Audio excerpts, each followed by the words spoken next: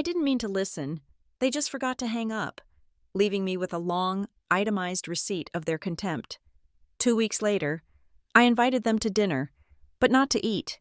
It was to sign something they thought already belonged to them. They thought I was just a walking ATM. They didn't know I'm the engineer who designed the entire legal trap. My name is Emery Caldwell. I am 33 years old, and I am a data engineer at North Key Dynamics in Raleigh, North Carolina. That's a name that carries weight. We're not one of the flashy coastal giants, but we build the quiet, load-bearing architecture that makes their flash possible. I write algorithms that find needles in digital haystacks the size of continents. I find patterns in chaos. It's not just a job. It's the fundamental grammar of how I see the world. Everything is a system. Every system has inputs, outputs, and a processing logic. 6 months ago, I finalized the processing logic on my marriage. The output was a significant divorce settlement, one that my ex-husband's lawyers advised him to sign quickly when they saw the forensic accounting I'd prepared on our joint assets. I took that settlement and bought a 4-bedroom house in Maple Creek, a quiet, leafy suburb where the driveways are clean and the lawns are aggressively manicured. It was, objectively, too much house for one person. It had a breakfast nook, for God's sake, and a finished basement. It was a container built for a life I no longer had. So I filled it. Not with new furniture or a new life, but with my old one. I invited my parents, Gordon and Elaine, and my older sister, Tessa, to move in with me. It's a fresh start for all of us, I'd said, trying to believe it. My father had been between jobs for most of my adult life. My mother's anxieties had only grown as their savings shrank. It will just be easier for everyone. We can all look out for each other. They agreed. They agreed with the kind of speed that should have been a red flag. A sudden, alarming lack of friction. They moved in from their cramped, rented townhouse in Briar Hollow, bringing with them 3 decades of financial instability and emotional baggage, which I promptly stored in my brand-new, oversized garage. My role in this new system was clearly defined. I was the provider, the foundation, the utility. I paid the mortgage. I paid the property taxes, which in Maple Creek are substantial. I paid the power, the water, the gigabit internet, the premium cable package my father insisted was a non-negotiable, and the landscaping service that kept our lawn from offending the neighbors. I paid for the groceries, mountains of them, which seemed to vanish from the pantry. My mother always lamenting how boys just eat so much, even though we were a household of 3 adults and my 36-year-old sister. Ah, Tessa, my sister, the creative, the one who, at 36, was still finding herself. Her latest venture was Silverbloom, an artisanal, small batch, sustainably sourced, fair trade, organic, vegan, cruelty-free, handcrafted in tiny batches candle startup. The candles themselves were lumpy, smelled faintly of burnt crayons, and had a concerning habit of tunneling, where the wick burned straight down, leaving a full cylinder of unused, expensive wax. Her startup was a black hole for capital, and I was its sole investor. My bank account automatically transferred funds to the Silverbloom LLC business account every week. It was listed as a consulting fee in my budget, a private joke that had long since lost its humor. I was consulting myself on how to best light my money on fire. This was the system. I was the primary input. They were the processors. The output was a strained, expensive quiet. Until today. It was 4:30 p.m. on a Tuesday. I was deep in a query, trying to optimize a data pipeline for a new client build. My screen was a comforting, familiar black and green, lines of code scrolling past. My phone buzzed on the desk. "Mom?" I swiped to answer, hitting the speakerphone button without breaking my focus on the screen. "Hey, Mom, I'm in the middle of something. What's up?" "Emery? Thank God. The remote isn't working again. The one for the big TV. The one in the living room." Her voice was high, pitched with the unique panic she reserved for minor inconveniences. "Did you check the batteries, Mom, like we talked about?" I typed a new command, my fingers flying. The query executed, failed, Damn it. Of course I checked the batteries. What do you take me for? It's just not working, and your father wants to watch his show at 5. It's the big game. Okay. I'll look at it when I get home. I put new batteries in the kitchen drawer, the one by the sink. Try those. If that doesn't work, I'll fix it. Well, I don't know, she huffed. And what about dinner? You said you were cooking tonight. Are we having that chicken thing again? Your father says it's too dry. I'll figure something out. Mom, I've got to go. This is a bad time. Fine. Always so busy. I heard a muffled click, but not the clean, final click of a disconnected call. It was the sound of a phone being set down on a soft surface, maybe the arm of the sofa. The line was still open. I was about to hang up, to kill the connection and get back to my syntax error, when I heard my father's voice, clear as day. Is she off? Gordon asked, his voice a low rumble I'd once associated with safety. Yes, finally. Elaine, my mother, replied. The proximity of her voice told me the phone was right next to her. She hadn't forgotten to hang up. She had just set the phone down. And then, my father's voice, stripped of the genial, put-upon act he used for me. This voice was cold. It was hard. Living with her is terrible. A pause, not a shocked one, a comfortable one. I know, Gordon, I know. But what are we supposed to do? It's a free house. It's just, staying here is only because of the money. You know it. I know it. My fingers, which had been hovering over the end call button, froze. I stopped breathing. The cursor on my screen blinked. It's not just that, my mother's voice whined, picking up steam. It's her. She's so stingy, so cheap. I ask for a new coat. She asks, "What's wrong with your old one?" I use the card for groceries. I have to listen to a lecture about organic brands. She demands explanations for everything. It's exhausting. It's like living with an accountant. I heard a third voice then, a light, airy laugh, sharp with contempt. Tessa. Please, Mom. You're both missing the point. Her voice was smug, dripping with the superiority she'd worn like a second skin since childhood. Without her money, what is she? She's a total zero, a complete nobody. She's just the bank, and that's fine. Banks are supposed to be open. Another rumble, this one of agreement from my father. She's right. Elaine, just be nice to the bank. Now, did she say she'd fix the remote? I didn't hear the answer. My IDE. My screen full of code, timed out. The active monitor sensor registered no movement, and the display went black, plunging my office into the dim, late afternoon light. My own reflection stared back at me from the dark screen. A 33-year-old woman, alone in a glass-walled office, her hand frozen on an ergonomic keyboard, a 0. The word echoed. It didn't just hang in the air. It plugged itself into 1,000 other memories. It found its data points. I saw myself at 10, watching Tessa get the new, professional-grade camera for her photography phase, the one she used for a month before demanding ballet lessons. I got a textbook on C++. It's practical. Emery, you're the practical one.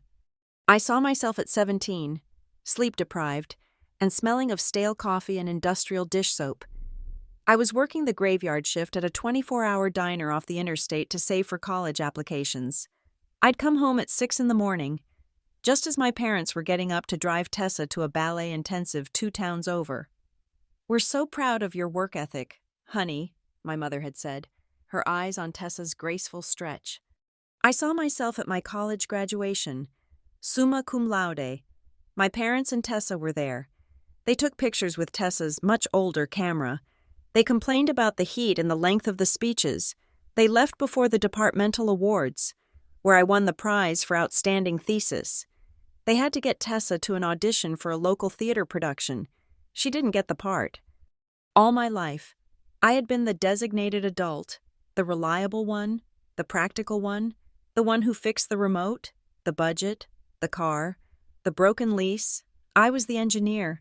Tessa was the artist. I was the support structure. She was the fragile, beautiful thing being supported. And now, I was just the bank, a walking ATM, a zero. The silence on the other end of the phone was still there, a faint, staticky hum. They were probably watching the pre-game show now, on the 65-inch screen I'd paid for, in the living room I'd furnished, complaining about the chicken they hadn't even eaten yet. A cold, clear rage began to rise in my chest. It was not a hot, screaming fire. It was a cryogenic freeze. It was the kind of cold that makes metal brittle and clear. I moved my hand. Not to the end call button. Not yet. I swiped my other hand, opening a new app on my phone, a simple, secure note-taking app. My thumb, no longer frozen, moved with precision. I started a new note. I titled it, Project Severance. I transcribed what I had heard. Gordon. Living with her is terrible. Only staying for the money. Elaine. She's so cheap. Always demanding explanations. Tessa. Without her money, she's a total zero. I added the date, the time, 4:47 p.m. Then, and only then, I disconnected the call. I sat back in my ergonomic chair. The black screen of my monitor reflected a face that was no longer stunned. It was something else. It was focused. I took a long, slow breath, the kind you take before you execute a query you know will tax the entire system, the kind you take before you push a major build to production. They thought I was an ATM. They thought I was a zero. They had forgotten what I actually do for a living. I don't get emotional. I don't get hot. I get data. And I had a feeling the system I was about to build would be my masterpiece. That night, I drove home from North Key Dynamics, and the 30-minute commute through Raleigh's evening traffic was a masterclass in compartmentalization. The part of me that was a daughter, the hurt, stunned, betrayed part, was locked in a secure, virtual container. The engineer was at the wheel. When I walked in, the aroma of roasting chicken hit me. My mother had given up on me cooking and ordered from the Ruffled Rooster, our favorite and most expensive takeout place. Emery, darling, my mother, Elaine, called from the living room. Her voice was bright, a brittle, sugary glaze. You're home. We were worried. You worked so late. I paused in the foyer, my hand on my bag. The query was complex. Well, we saved you some chicken. I walked into the living room. The 65-inch television was on. Tuned to my father's game, he grunted a hello, his eyes fixed on the screen. Tessa was on the far end of the sectional, scrolling through her phone, a look of profound boredom on her face. The remote, I noticed, was working perfectly. How was your day, honey? My mother asked, patting the cushion next to her. It was productive, I said, not sitting down. I identified several critical data leaks. This was the new protocol. My home was no longer a home. It was a test environment. My family was no longer family. They were subjects, and I was starting my event log. 6:04 p.m. Subject, Elaine. Input, feigned concern. My arrival time. Output, attempt to manage guilt from earlier conversation. Note, takeout from Ruffled Rooster. Check bank account. I excused myself, went to my home office, and closed the door. Before I even took off my blazer, I was logged into my primary bank account, the one I foolishly called the family account. I scrolled through the recent transactions. There it was, a charge from the Ruffled Rooster, $112, for 4 people. I scrolled further and further. The engineer was now an auditor. My queries were no longer for code. They were for my life. My eyes scanned line items, and the cold precision in my chest sharpened. It was one thing to hear their contempt. It was another to see the receipts. There was a charge from 3 nights ago. Hearth and Oak, the new steakhouse downtown that was impossible to get into. A charge for $720. I hadn't been to Hearth and Oak. I'd been at a conference call, eating leftover pizza at my desk. I kept scrolling. A recurring monthly charge. Oak Bridge Storage, $1,200, billed every month for the last 3 months. I didn't have a storage unit. I had a 4-bedroom house and a 2-car garage. Why would I need storage? I opened a new, secure spreadsheet on my local drive. I named it Audit Q4. Columns: date, vendor, amount, beneficiary, notes. I populated the first few lines: Hearth and Oak, $720. Beneficiary: Gordon, Elaine, Tessa. Note: extravagant meal, unauthorized. Oak Bridge Storage, $1,200. Beneficiary: unknown. Note: investigate. What are they storing? Then I got to the business transfers, the automatic payments I'd set up to keep Tessa's startup afloat. It was supposed to be a fixed sum, $1,000 a week to cover materials and web hosting. That's what we had agreed on. But the logs told a different story. There was the standard weekly transfer, but then there were others. Consulting fee, MISC, supply chain overages, expedited marketing, all transferring directly to the Silverbloom LLC account. My contributions had more than doubled. And then I saw it, a single, large transaction from 6 weeks ago, a charge from a specialty vendor, industrial wax and mold supply. The amount? $4,900. $4,900 for an industrial candle molding set, shipped, according to the invoice I pulled up with a quick search, to my address. My name was on the shipping label, but the attention line, the person who signed for it? Tessa Caldwell. I remembered that day. Tessa had been ecstatic, saying a huge order had come through. She'd spent the day in the garage, and I'd been proud of her.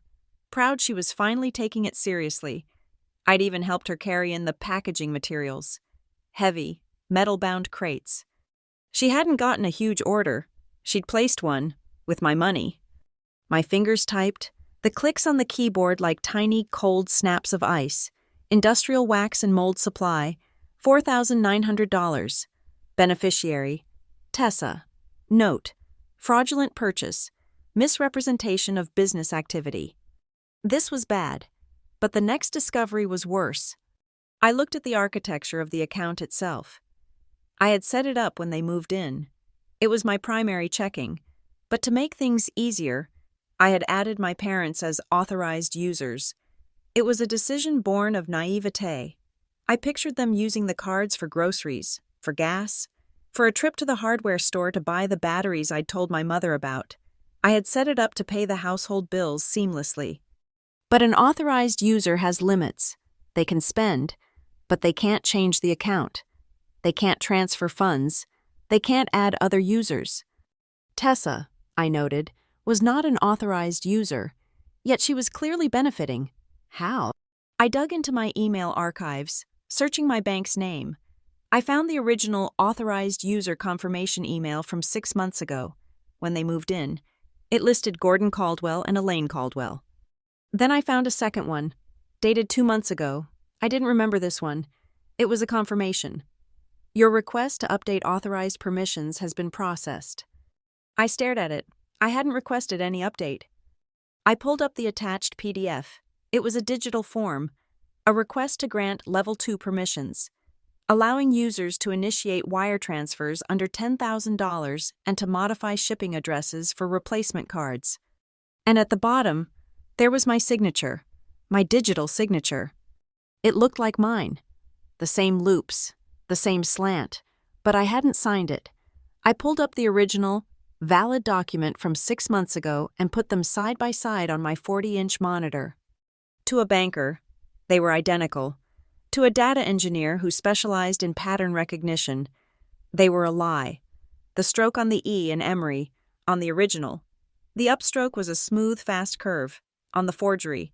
The vector data showed it was drawn in two. Hesitant motions. The pressure was wrong. The exit swirl on the D in Caldwell was slightly too compressed. It was a meticulous, careful forgery. It was a high-resolution scan of my signature, pasted onto a digital form and submitted. This wasn't just greed. This wasn't just entitlement. This was a crime. My cryogenic rage threatened to turn hot. I forced it back down. Don't feel, measure. I picked up my phone and called my best friend, Marin Blake. We'd met in a freshman ethics class at university, a class she'd aced and I'd barely passed. She'd gone to law school. I'd gone to tech. She was now a partner at one of the sharpest litigation firms in the Triangle. "Emery," she answered, her voice already tired. "If this is about that non-compete clause again, I told you, it's unenforceable. Just quit and go to Google." "It's not work. Marin, it's personal. I need advice. But you can't be my friend right now. I need you to be my lawyer. Start a new client file. Bill me." The line was silent for a beat. The exhaustion in her voice vanished, replaced by the same cold precision I was feeling. "Okay, I'm your lawyer. What's the situation?" I explained it. The phone call, the audit, the steak dinner, the storage unit, the $4,900 candle mold, and finally the forged signature. Marin listened without interrupting. When I finished, she let out a long, slow sigh. "Okay," she said. "First, they are idiots. Truly spectacular. World-class morons. Forging an e-signature on a bank doc? That's not just bad manners. Emery, that's bank fraud. That is a federal offense. What do I do? Marin, do I confront them? Do I call the police?" "You do nothing," she said, her voice sharp. "Absolutely nothing. You don't touch them. You don't change your behavior. You don't ask about the steak dinner. You don't mention the storage unit. You smile. You fix the remote. You are the exact, same, practical, reliable Emery you have always been. Right now, they are comfortable, and comfortable people get sloppy. Your only job is to let them—" "So I just let this happen?" "No, you are not letting it happen. You are documenting it. You said you're an engineer? Good. Build a case, collect, back up, and close the valves. But quietly, I want every statement, every email, every transaction. Download it all. Put it on an encrypted hard drive, not your cloud. Create your spreadsheet, date, transaction, beneficiary, and a column for legal justification. Spoilers, you're going to write none a lot." She paused. "And one more thing. They are talking. You need to know what they are saying." "Marin, I can't listen in on them again. That was a fluke." "It's your house, Emery, your property. You have a right to know what happens in your own living room. Go to an electronics store. Buy a digital voice-activated recorder. A good one. No, buy 3. They look like USB drives. Put one in the living room, behind that giant family photo on the bookshelf you hate so much. Put one in the kitchen. Put one in the den where your father handles his business. You're not bugging their home. They are guests in yours." "Is that legal?" "In North Carolina? We're a one-party consent state, and you, the owner of the house, are the consenting party. It's solid. Now go. Collect data. Don't act on it. Feed it all to me. We'll build the trap, but we don't spring it until I say so. And Emery?" "Yeah?" "I'm sorry this is happening. As your friend, this is horrific." "I'll take that under advisement," I said. "Talk to you soon, counselor." I hung up and did exactly as I was told. I went to an electronics store. I bought 3 high-sensitivity, voice-activated recorders, each with a 200-hour battery life. That night, after everyone was asleep, I moved through my own house like a ghost. I placed the first recorder. Marin was right. The heavy, ornate silver frame from my mother, holding a picture of a smiling family that didn't exist, was the perfect spot. I angled it between the frame and the bookshelf, invisible from any angle. I placed the second in the kitchen, tucked up under the cabinet where they kept the good china they'd brought with them, and which I'd bought them. The third went into the den. My father had claimed it, filled it with his old, dusty trophies. I put it behind his Salesman of the Year, 1998 award. Then I went to my office and backed up my entire financial life. I downloaded 12 months of bank statements, credit card statements, investment accounts. I transferred everything to a new 2-terabyte encrypted solid-state drive. I spent 3 hours building the spreadsheet Marin had suggested. It was beautiful. It was color-coded, red for fraudulent, yellow for suspicious, white for legitimate. That column was tragically small. It was 3 in the morning when I finished. I was exhausted, but I was also wired. I picked up the first recorder, the one from the living room. I'd only placed it 4 hours ago, but I wanted to test it. I wanted to see if it worked. I plugged it into my computer. The file system opened. There was already a file, a 32-minute audio clip, recorded just after I'd gone to bed. I put on my noise-canceling headphones, the ones I used for deep coding, and pressed play. I heard the clink of ice in a glass, my father's low voice. "She's just being difficult. The remote was fine. She just likes the control." "I know, dear," my mother's voice. She was in one of her moods tonight, barely said 2 words, just cold. Then Tessa. "She's always cold. She's a robot. Who cares? Did you ask her?" "Ask her what?" my mother said. "About the power of attorney, the real one, the one the lawyer drafted." My blood didn't just run cold, it stopped. "Not yet, sweetie." My father's voice, trying to be placating. "The timing isn't right. She's been funny about the bank statements lately, asking questions." "Then you need to make the timing right. Dad," Tessa snapped. "We can't keep nickel and diming her with candle supplies and steak dinners. It's inefficient. If you and Mom just had the full power of attorney, the one that covers financial and medical, everything would be so much simpler. We could just manage things for her own good." A pause. "She's right, Gordon," my mother said, her voice quiet, convinced. "It would be simpler for the whole family." I stopped the recording. I looked at the spreadsheet, at the rows and rows of red and yellow. I looked at the forged signature on my screen. They were right. A full power of attorney would make everything so much simpler. For them. I saved the audio file to the encrypted drive. I labeled it POA Conspiracy Exhibit A. The engineer had her data. The audit was just beginning. The recorders became my new data pipeline. Every night, after the house settled into its heavy false silence, I would retrieve the drives from their hiding places.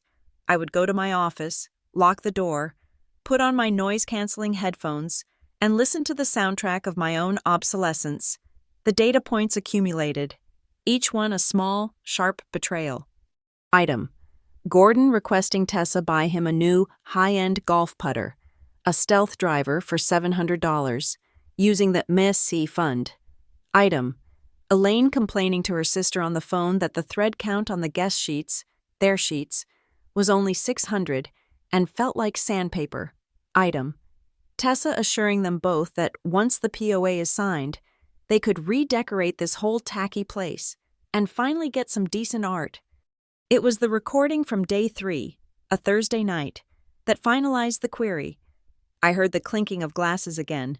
My father enjoyed the expensive 20-year-old scotch I'd bought for his birthday. His voice was thick, heavy with it. She's always here, in the way, watching the budget. It's my house, too. Really, isn't it? I'm the man of the house." "Of course, Gordon," Elaine murmured. He sighed, a long, wet sigh. "I just wish she'd disappear, you know? Just take a long trip, or meet some guy in another state and move away. Then the house, the money, it could all just go to the real family, to us." Disappear. I paused the audio. The word hung in the sterile silence of my office. He didn't just want me out. He wanted me erased.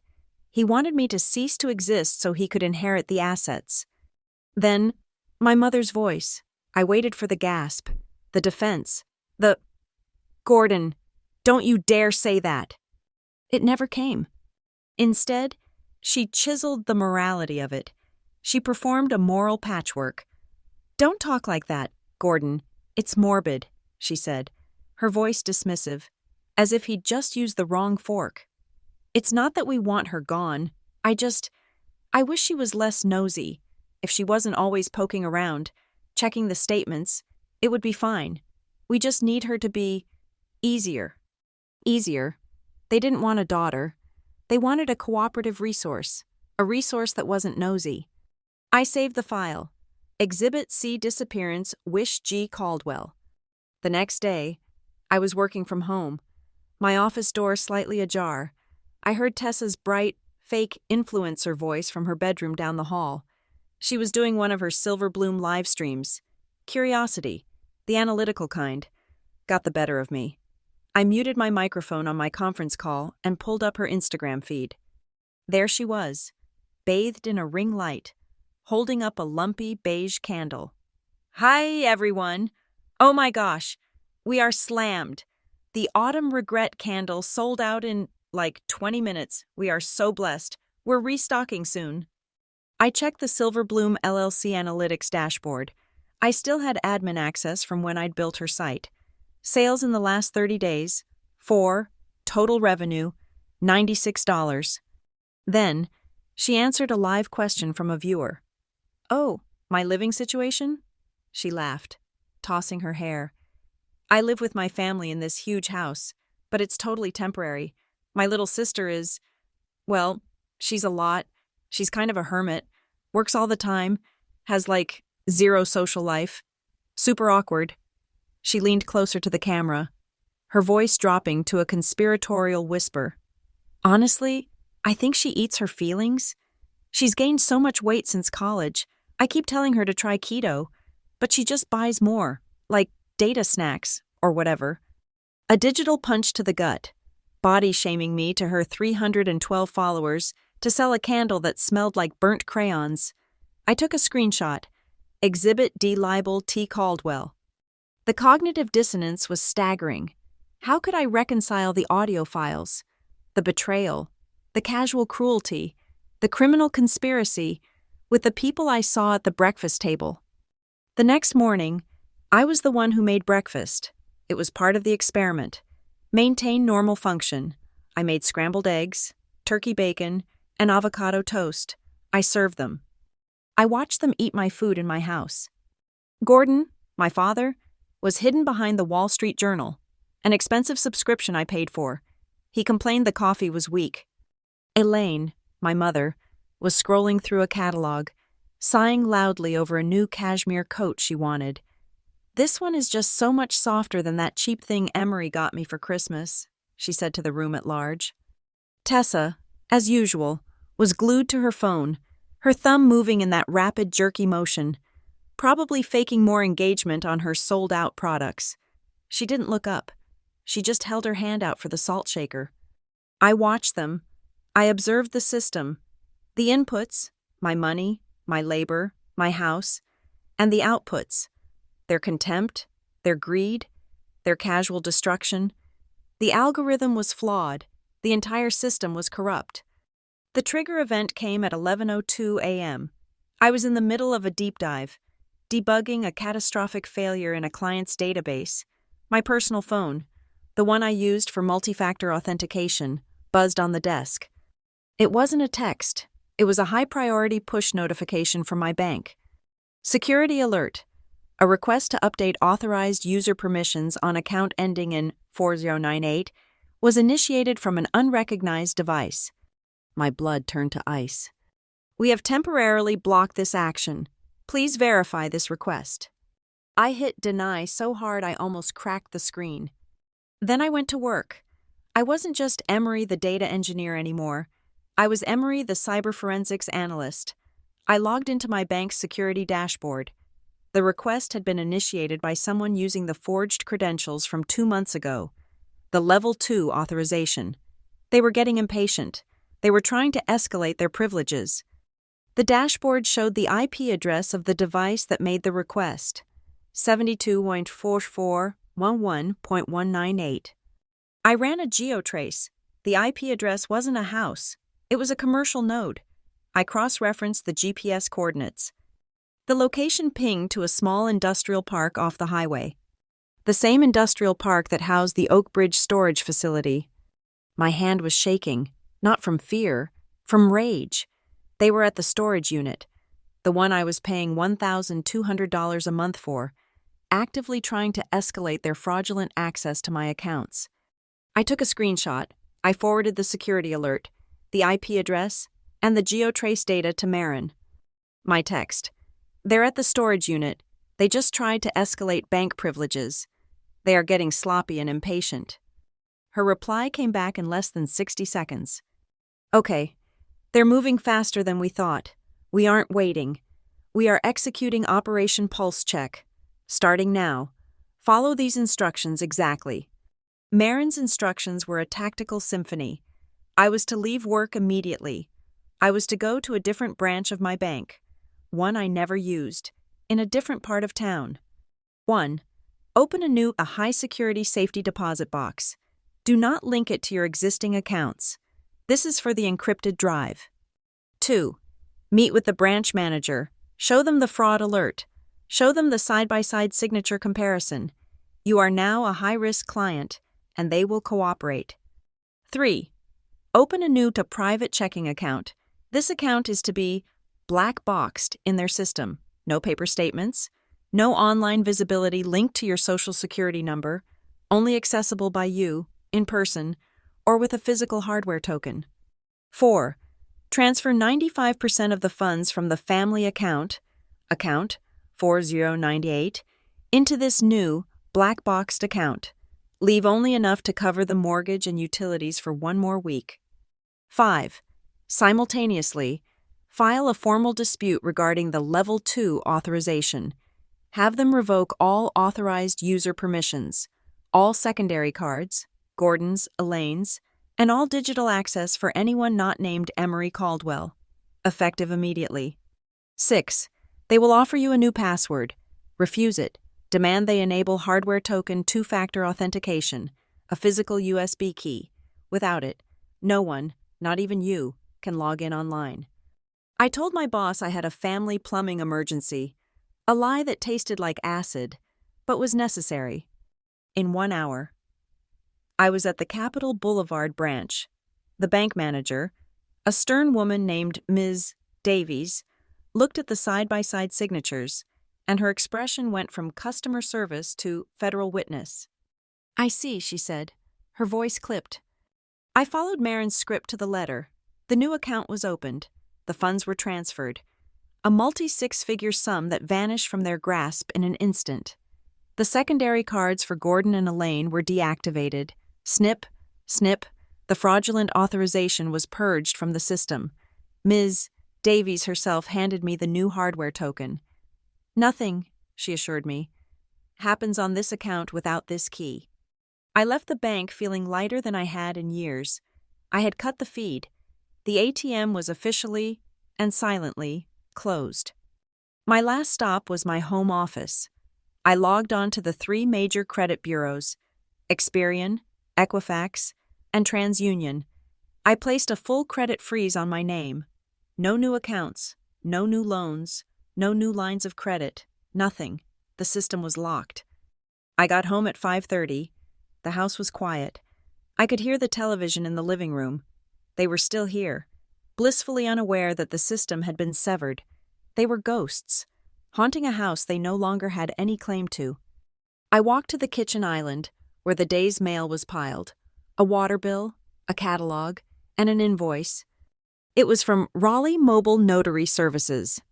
My stomach tightened. I opened it. It was a confirmation and an invoice, prepaid. Service: document witnessing and notarization. Durable power of attorney. Client: Gordon Caldwell. Location: 1422 Maple Creek Drive, my address. Date: Friday, November 14th. Time: 7:30 p.m. This was Friday, 2 days from now. I flipped the paper over. The charge: $150. Paid for by the Silver Bloom LLC business card. My jaw set. They hadn't just talked about it. They hadn't just wished for it. They had hired a lawyer, they had drafted the papers, and they had scheduled the execution. They were bringing the durable power of attorney, the real one, to my house in 2 days, expecting me to sit at my own dining table and sign away my entire life. I looked at the invoice. I looked at the confirmation. A slow, cold smile spread across my face. It wasn't a smile of humor. It was the smile of an engineer who had just been handed the final, missing piece of the schematic. They had given me the what, the who, and the where. Now they had just given me the when. I picked up my phone and texted Marin. They've scheduled the notary. Friday, 7:30 p.m. They're bringing the POA here. Her reply was instant. Perfect. Don't cancel it. Let them come. We'll be ready. The next 48 hours were a masterclass in duality. On the outside, I was Emery Caldwell, the practical, slightly too serious daughter. I was the ATM. I fixed the weak coffee. I nodded when my mother complained about the weather, and I made a reservation at a quiet Italian place for family dinner on Saturday, knowing we would never go. But on the inside, I was the engineer. I was running diagnostics on a live system, preparing to deploy a critical patch. The patch was Marin's masterpiece. She had called it the switch document. They're sloppy, she had explained over a secure call. Their lawyer, who is probably some cut-rate guy Gordon knows from a bar, drafted a standard durable power of attorney. It's a template. I've seen it 1,000 times. All we have to do is have a better template. She had emailed me the file. I printed it at my office, using the high-end laser printer and the same 24-pound bond paper I knew my father kept in his desk for important business. It was beautiful. It was a work of art. It was titled, in the same bold, Times New Roman font, Durable Power of Attorney. It had the same cover page, the same footer, the same paragraph numbering. But the text was surgery.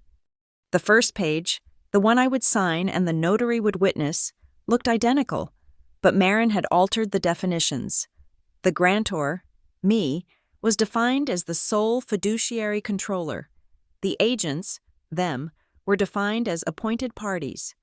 And the subsequent pages, the ones they would sign, were completely different. Their document had a simple agent's acceptance page, Marin's document, the switch. Replace that with a revocation and ratification agreement. It was a multi-page affidavit.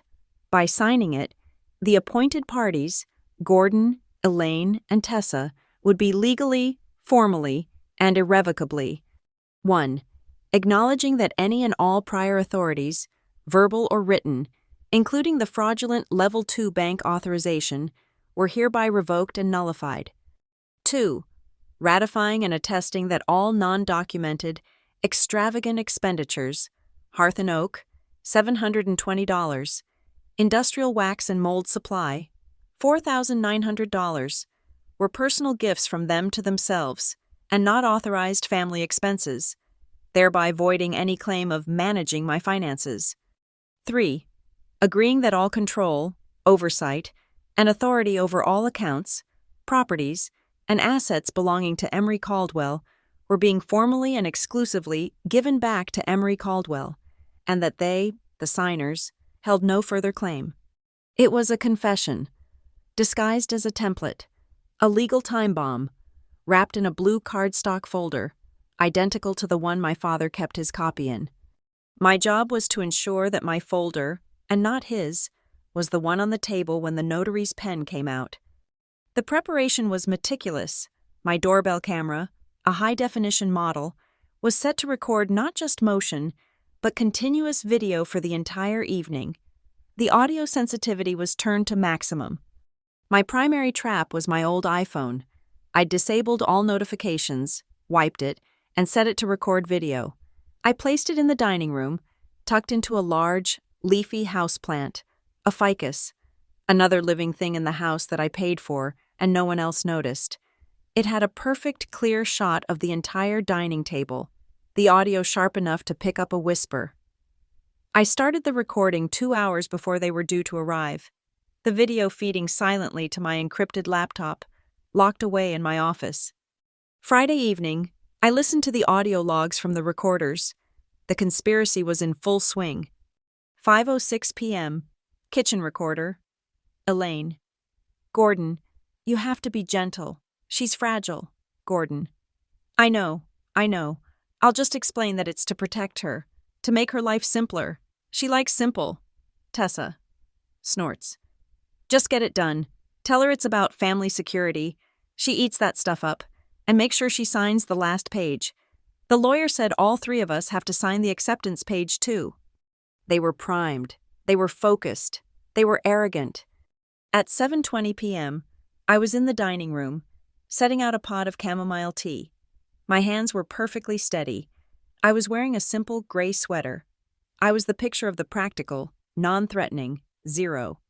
The doorbell rang. 7:30 p.m., on the dot. I watched on the doorbell camera app as Gordon, standing just inside the foyer, puffed out his chest and opened the door. "Good evening. Please, come in. We're all ready for you." The notary, a middle-aged woman named Ms. Peters, looked tired. This was just another job for her. She was impartial. She was the control variable. "Good evening," she said, stepping into the foyer. "I'm here for a document signing for Emery Caldwell?" "That's me," I said, stepping forward, offering a small, nervous smile. "Hi, thanks for coming. Can I get you some tea?"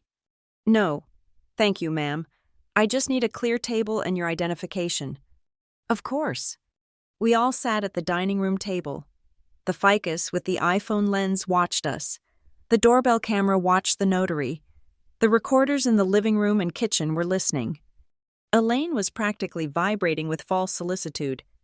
"Emery, honey, are you sure you're comfortable? We can wait if you're not ready." Tessa just tapped her foot, her eyes darting between me and the notary. No, it's fine. Mom," I said, my voice pitched just a little higher, a little softer. "Dad, you explained this, right? It's a lot of paper." Gordon, in his element, the man of the house, leaned forward. He placed his blue folder on the table. The theft document. "Emery, this is just a formality. As we discussed, it's a durable power of attorney. It just means that if, God forbid, something happens to you, if you get sick or you're in an accident, that we, your family, can step in." "We can pay the bills for you," Elaine chimed in, placing her hand over mine. Her skin was cold. "We can make sure the house is taken care of. It's just for protection, for the family." "Right," Tessa added, trying to sound mature.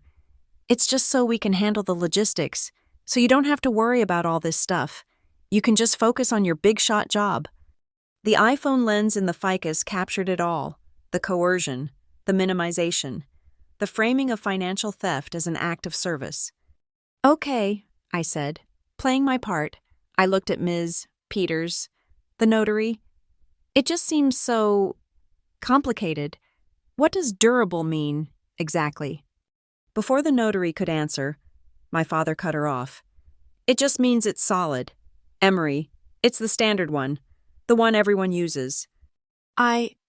Okay, I said. I had my own blue folder, the switch document, in my lap. "It's just, I printed a copy from what your lawyer sent. Dad, I wanted to read it. I have it here." I brought my folder up and placed it on the table, right next to his. They were identical. 2 blue folders. "Oh, good," my father said, pleased. He thought I was being diligent, practical. "See? You're already on top of it. Which one is which?" "I'm not sure," I said, looking confused. I opened his. I opened mine. They look the same. Tessa rolled her eyes, a sharp tisk of impatience.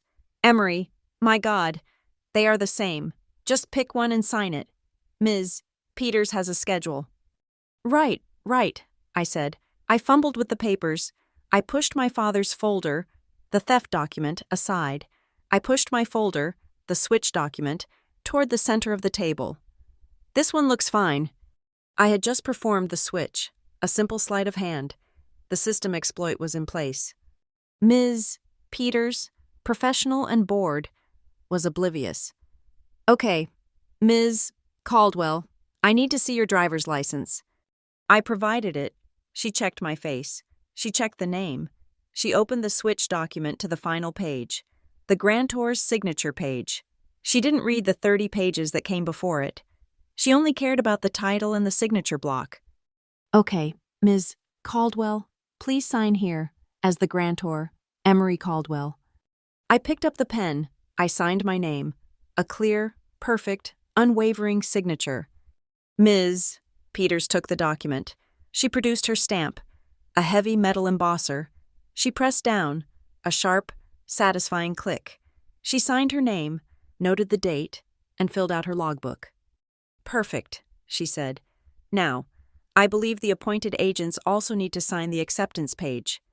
She flipped back 2 pages to the Revocation and Ratification Agreement page, which was, of course, titled Acceptance of Appointment by Appointed Parties. "Finally," Tessa breathed. She grabbed the pen from the table. "Where?" "Here, and here, Ms., Peter said, tapping the 3 signature lines. Tessa signed first, a quick, angry scribble. She didn't read a single word she was signing.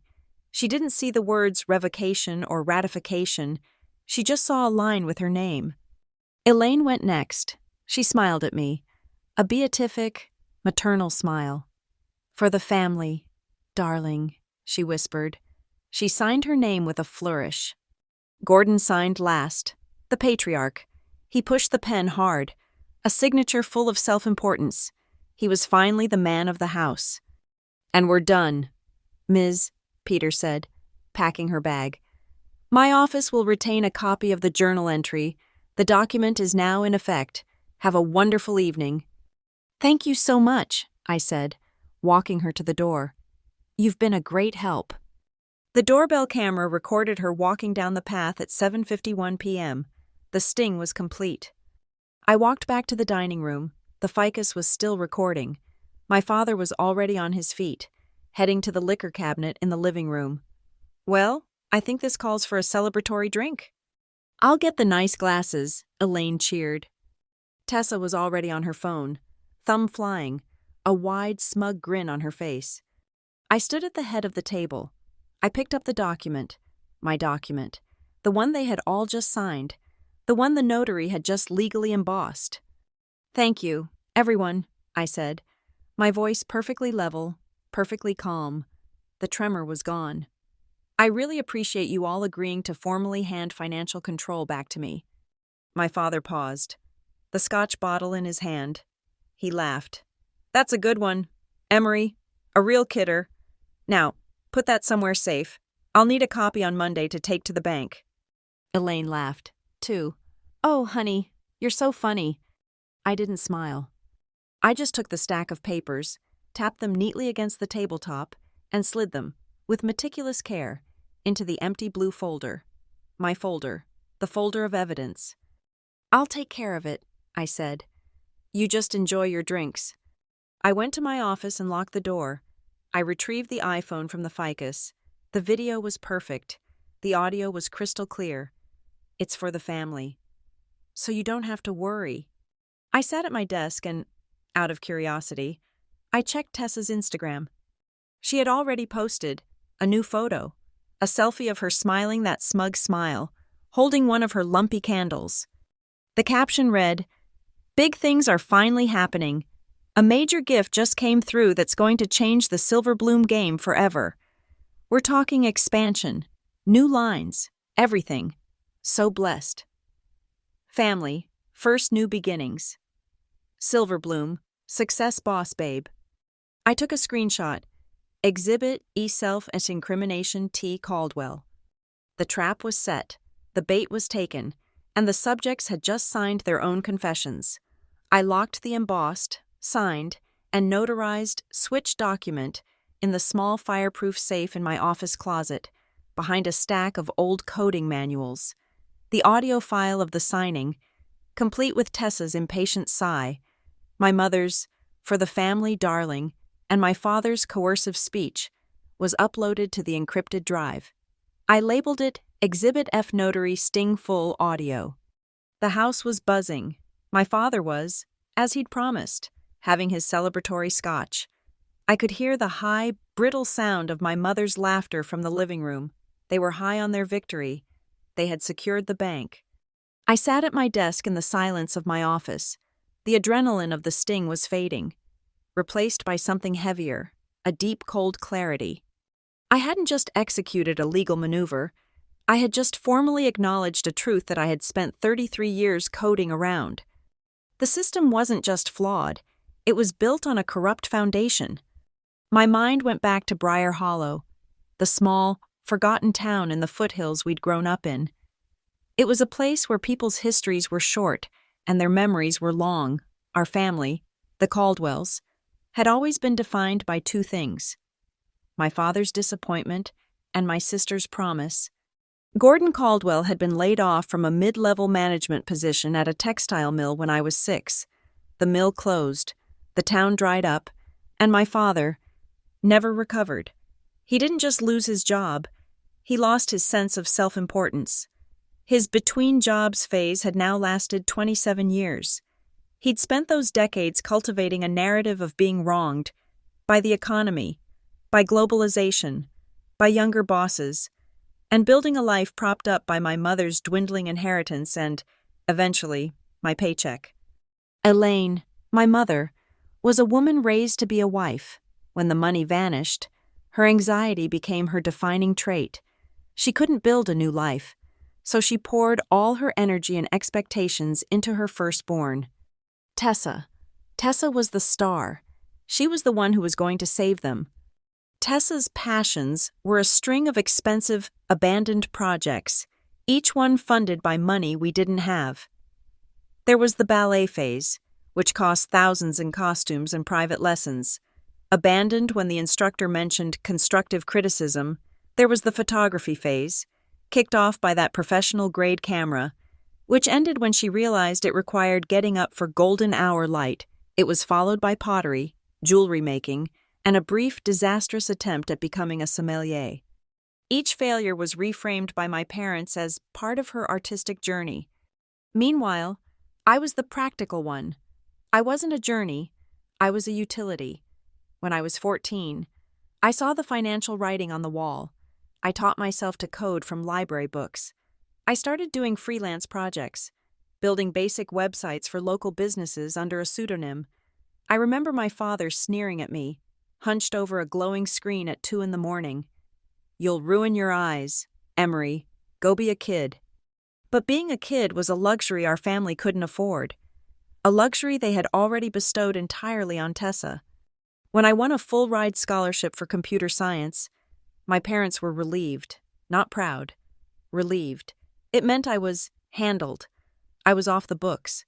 I worked 3 part-time jobs in college, TAing, coding freelance, and, yes, that diner shift, to pay for my own rent, my books, my food. I graduated with honors and a job offer from North Key Dynamics. I was a self-contained system. Tessa, meanwhile, had dropped out of 2 different community colleges and was now launching Silverbloom. The family narrative was simple. Emery was fine. Emery was stable.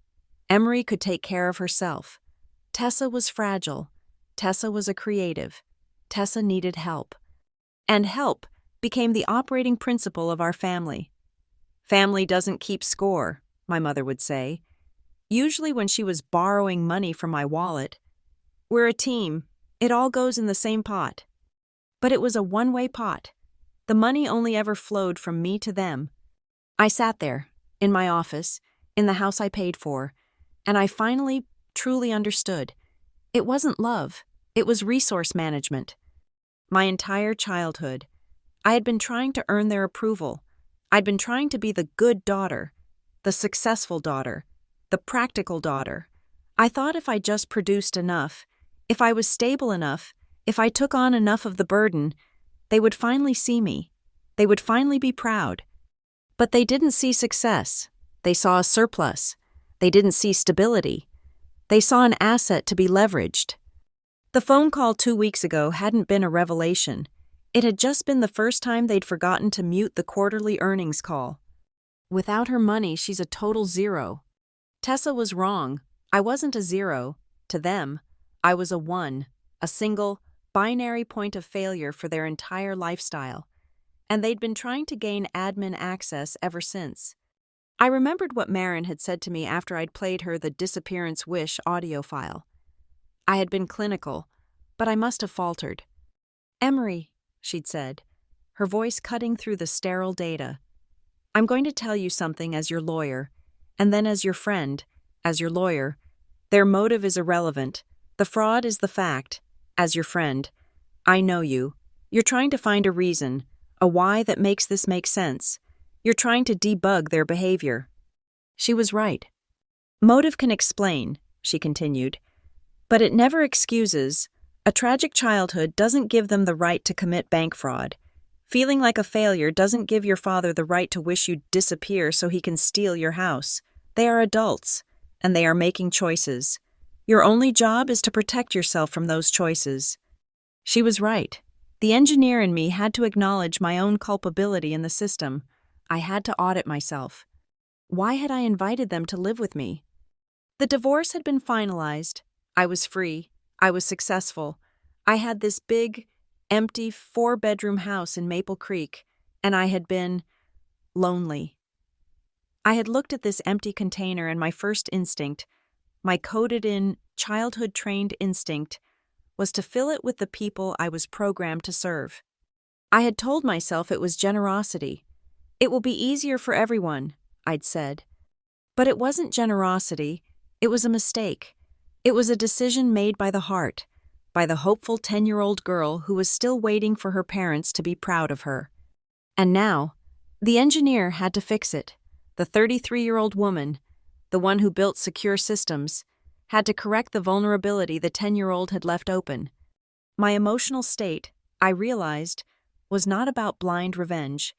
I didn't want to see them in jail. Though Marin assured me that was a distinct possibility, I didn't want to humiliate them. I didn't want to livestream their downfall or post cryptic, passive-aggressive captions on Instagram. That was Tessa's. That was their language. My language was different. It was the language of contracts, of boundaries, of consequences. I wanted one thing: a clean severance, a legal, final, documented separation of assets. I wanted them out of my system. I wanted my resources, my house, and my name secured. I was choosing to do this legally, ethically, no violence, no screaming matches. I would not stoop to their level. I would not use their tactics of emotional manipulation or coercion. I wouldn't involve innocent parties. My weapons would be spreadsheets, notarized documents, and the unblinking, objective lens of a camera. My victory would be the quiet, satisfying click of a lock. My audit wasn't over. I had the bank fraud. I had the conspiracy to commit fraud. I had the notary sting. But one thing was still bothering me, a data point that didn't fit the pattern. The storage unit, Oak Bridge Storage, $1,200 a month. What were they storing that was worth $1,200 a month? I had the charge on my credit card. That's what I'd used to track the IP address. But I didn't have the original lease. I went back to my email archive. I searched Oak Bridge. Nothing. Storage. Nothing. Then I searched my own name. Emery Caldwell. An email popped up from 3 months ago, from a generic leasing@oakbridge.com address. It had gone to my spam folder, which is why I'd missed it. Subject: Your lease agreement. Unit 14B. My blood pressure ticked up. Dear Emery Caldwell, thank you for choosing Oak Bridge Storage. Please find your signed lease agreement and monthly payment authorization attached. We are proud to serve you. I hadn't chosen Oak Bridge Storage. I had never been to Oak Bridge Storage. I opened the attached PDF. It was a standard, multi-page lease agreement, Unit 14B, a 10 by 30, climate-controlled unit, the most expensive one they offered. And the lessee was listed as Emery Caldwell. The monthly payment authorization was linked to my family account credit card. And at the bottom, on the signature line, was my name. It wasn't the meticulous, traced forgery from the bank document. This was a sloppy, rushed, almost illegible scrawl.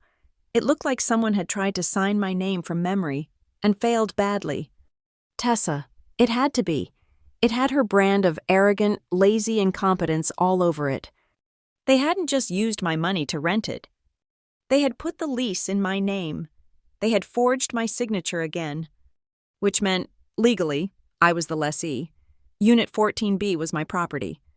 I looked at the clock. It was 9:30 p.m. The high of their victory was still echoing from the living room. I looked at the lease agreement. I looked at the unit number. What were they hiding? What was so important that they needed a $1,200 a month climate-controlled unit? What was in Unit 14B? I didn't need a search warrant. I didn't need to break in. It was, legally, my unit. All I needed was a key, or more likely, a gate code. I picked up my phone and opened a new secure text to Marin. I have a new exhibit, a storage unit lease from Oakbridge. They forged my signature on the lease. The unit is in my name. I'm the legal lessee. Her reply was immediate. Don't go there alone. Go tomorrow. Call the facility manager first. Say you're the lessee and you've lost your key and need access. Take pictures of everything. I'm starting a new file. Civil theft and identity fraud. I smiled. The last piece of the puzzle. The final data point. I would visit Unit 14B tomorrow. I would see what was worth a federal crime to hide. The trap was set. The signed confession was in my safe. And now, I was about to go and retrieve the physical evidence. The celebration in the living room suddenly sounded very, very faint. The celebration from the night before, my father's triumphant scotch, my mother's brittle laughter, felt like a distant, distorted echo by Saturday morning. I had slept for exactly 2 hours and 15 minutes. I had the notarized confession locked in my safe, but the operation was not complete. I had the what. Now, I needed the why and the how. I needed Unit 14B. I did not go with Marin, as she had suggested. This was a tactical error on my part, driven by an engineer's impatience for the final data set. I reasoned that it was, legally, my unit. The forged lease was my key. I drove to Oakbridge Storage at 10 a.m., the lease agreement PDF open on my phone. The facility was a sterile, gray maze of metal doors, smelling faintly of concrete dust and desolation. I found the manager, a weary man in a golf shirt, and showed him my lease and my driver's license. I'm Emery Caldwell, I said, projecting the kind of breezy annoyance I'd learned from Tessa. I'm in Unit 14B. I've completely lost my key, and I think I forgot the gate code. Can you help me? I'm in a huge hurry. He grunted, checked my ID against the lease on his computer. Yeah, you're the lessee, but you've got your own lock on it. I'll have to cut it. It's a $20 fee. Fine, I said, handing him my new private debit card. He drove me on a golf cart to the back row, to Unit 14B. He took a pair of bolt cutters and snapped the heavy-duty padlock Tessa had placed on it. A lock, I noted, that I had probably paid for. All yours, Ms. Caldwell, he said, and drove away. I stood there for a moment. I braced myself. Then, I grabbed the metal latch and rolled the door up. It was not a storage unit. It was a command center. It did not smell like dust and old furniture. It smelled like silver bloom, that faint, chemical odor of burnt crayons and cheap floral scents. Against the back wall was a desk, a chair, a laptop, plugged into a surge protector, and on the wall, a massive whiteboard. My first coherent thought was, $1,200 a month, for an office. I stepped inside, my phone already out, camera app open. I wasn't just Emery, I was Marin's proxy. I was a crime scene photographer. I started with the boxes. They were neatly labeled. Silverbloom, receipts. House, Misk. Tessa, personal. I opened House Misk. It was an archive of their grift. I saw the receipt for Hearth and Oak, $720. Stapled to it was a luxury coupon for a free bottle of champagne with any purchase over $500. They hadn't just stolen from me, they'd used a coupon. I found receipts from every expensive store in Raleigh. I found invoices for the golf clubs. I found the original, $4,900 invoice for the industrial wax molder. They weren't just storing things, they were hiding the evidence trail. Then I went for the laptop. It was open. It was asleep. I touched the trackpad. No password. Of course not. Tessa's entire life was defined by a lack of security. Her email was open. She was logged into the Silverbloom business account. I saw the string of emails Marin and I were looking for. They were to a man named Mr. Hughes, a potential angel investor for her exploding brand. I read the email Tessa had sent him just last week. As you can see from the attached projections, we have completely sold out of our fall line, with profits up over 300%. We are projecting 10,000 units sold by the end of Q4. This $30,000 seed funding is just what we need to scale up. 300%, 10,000 units. I knew from my own dashboard access that she had sold 4. This was not optimism.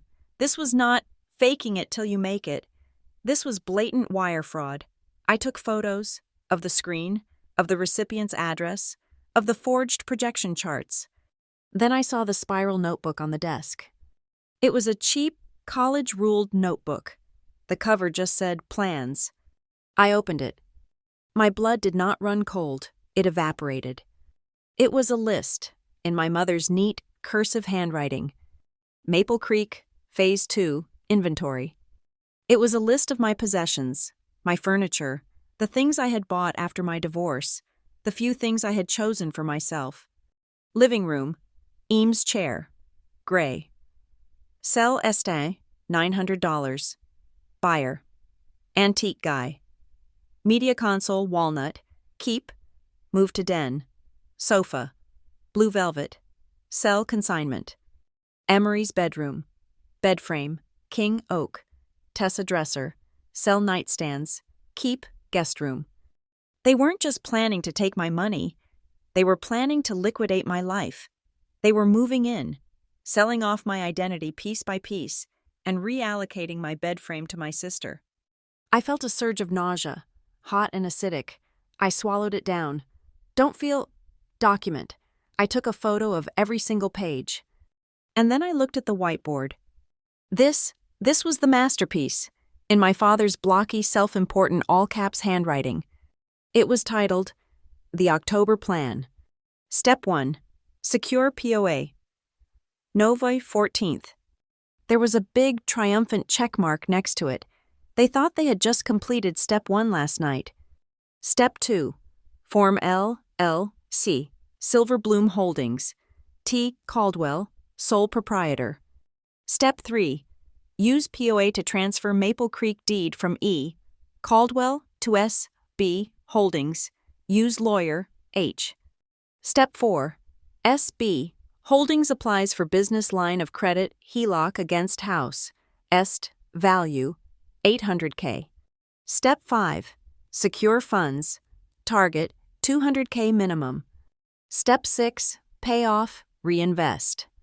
My vision narrowed. The air in the unit was thin. Metallic. This was not a wish. This was not a dream. This was a documented, step-by-step conspiracy to commit multiple felonies. This was a plan to steal my house, leveraging the very document they had coerced me into signing, and then to strip its equity. The $200,000 wasn't for the business. It was their payoff. It was the price of my disappearance. I took 20 photos of the whiteboard, from every angle, close-ups of every step. I had it all. The motive, the means, the conspiracy, the execution. I called Marin. I was so calm my voice didn't even shake. Marin, I'm in Unit 14B. You need to come here, now, and you need to bring evidence bags. When she arrived 20 minutes later, she took one look at the whiteboard, one look at the notebook, and one look at my face. My God, Emery, she whispered. They weren't just robbing you. They were erasing you. As my lawyer, she supervised the retrieval. We didn't touch the laptop again. We took the entire desk. We took the whiteboard. We took the boxes of receipts. Marin, wearing gloves, sealed the notebook, the investor emails, which I'd printed, and the luxury coupons into evidence bags. She drafted a formal letter to Oak Bridge Storage, terminating my lease, which I had signed, and noting that the contents were being retrieved by me, the lessee, in the presence of legal counsel. The drive back to her office was silent. When we got there, she locked the evidence in her firm's vault. Okay, she said, downing a cup of black coffee. Now we move. Your move was reactive. My move is proactive. The rest of Saturday was a blur of legal countermeasures, the system hardening. First, the money. My funds were already in the black-boxed account. The old family account was almost empty. The cards attached to it, Gordon's and Elaine's, were deactivated. They just didn't know it yet. I set up a specific alert for the moment one of those cards was denied. I knew it would be soon. Tessa would try to buy supplies. My father would try to buy gas for the car I paid for. The first sign of the trap closing would be a ping of transaction denied. Second, and most critical, the house. "They're after the house, Emery," Marin said, her voice hard. "The POA they think they have is their key. We have to change the lock, not just the door, the deed." She spent 3 hours with a trust and estate lawyer. I spent 3 hours signing documents. We created the Maple Creek Protective Trust. It was an irrevocable trust, a legal vault.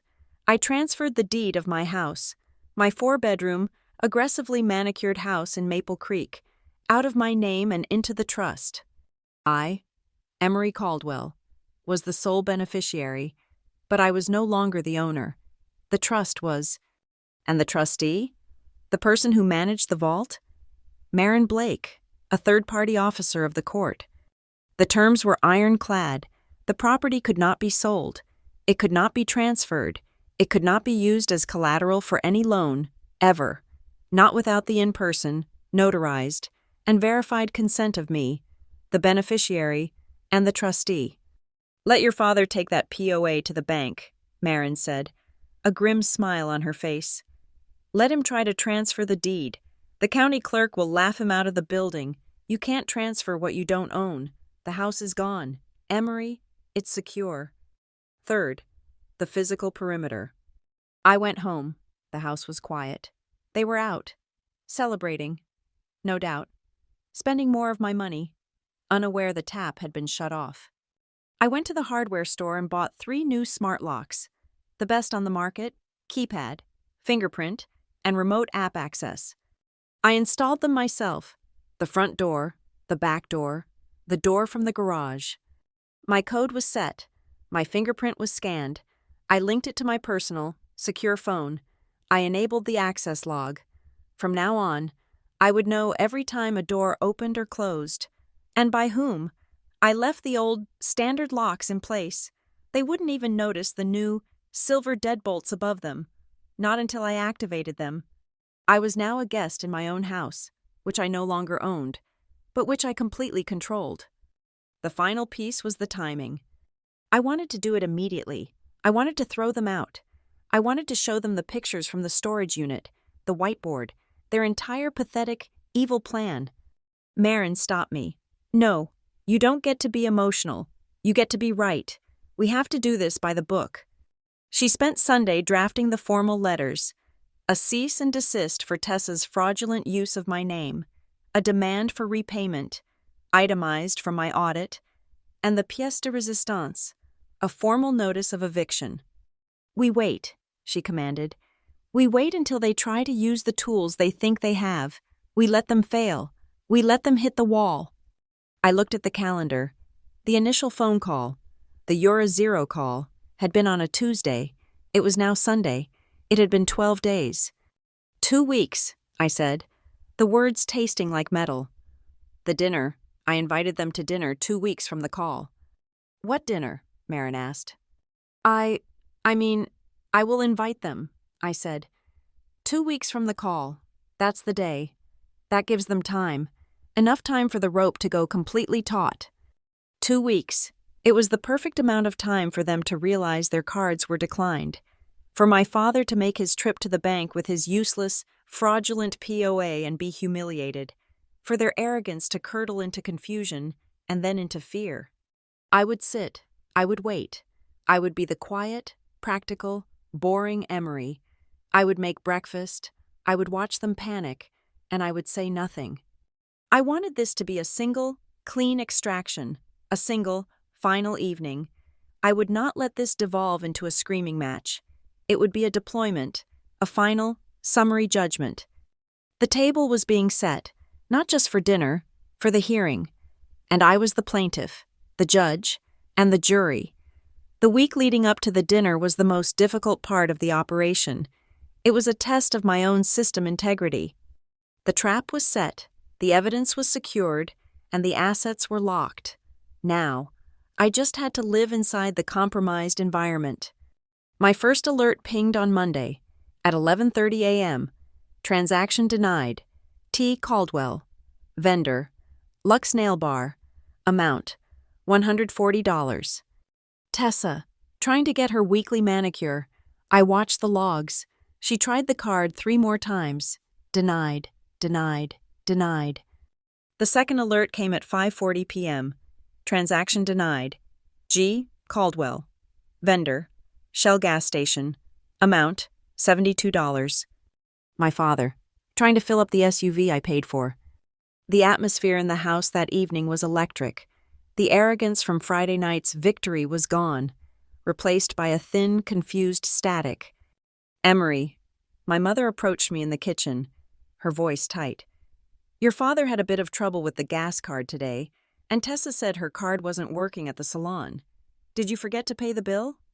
I looked up from my laptop, my face a mask of mild, professional concern. That's strange.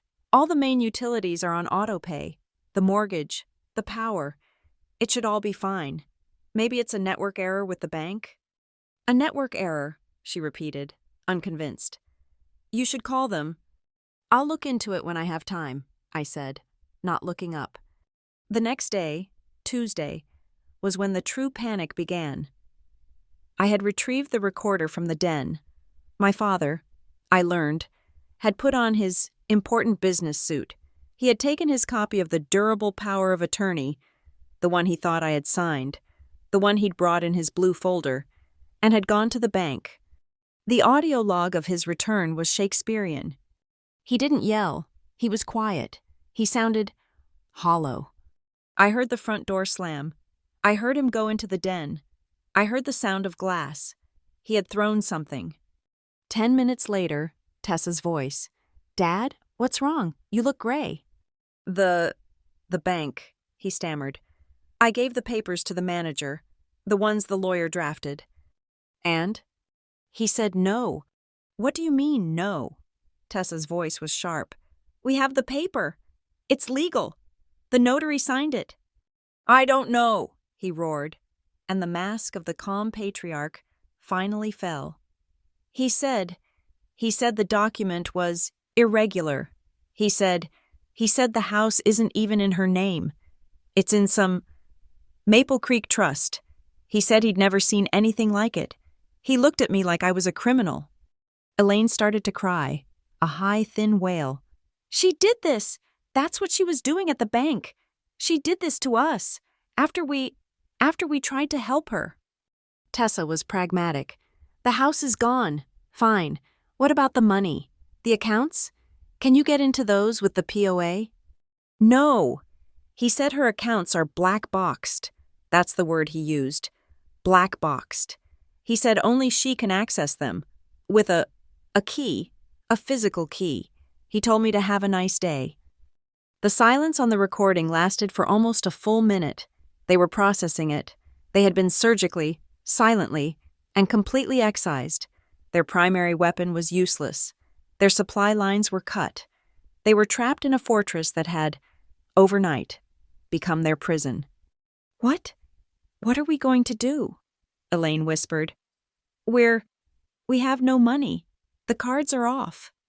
We confront her, Tessa spat. We demand what? Gordon cut her off, his voice defeated. She's locked it all. She's been playing us, the whole time. This was the moment. They were at their lowest point, confused, terrified, and cornered. I waited until Wednesday evening. Then, I sent the text message to the family group chat. Hey everyone, I know things have been tense this week. The air feels weird. I think we need to clear it. Let's have a real family meeting. A real talk. Friday night. Please be home by 6. I'm making steaks. We need to talk like adults. I watched the appear and disappear under their names. They were conferring. From the living room recorder, I heard the conversation. Tessa. She's making steaks? Is this a joke? Elaine. Shh. No. She said tense. She feels it. She feels guilty.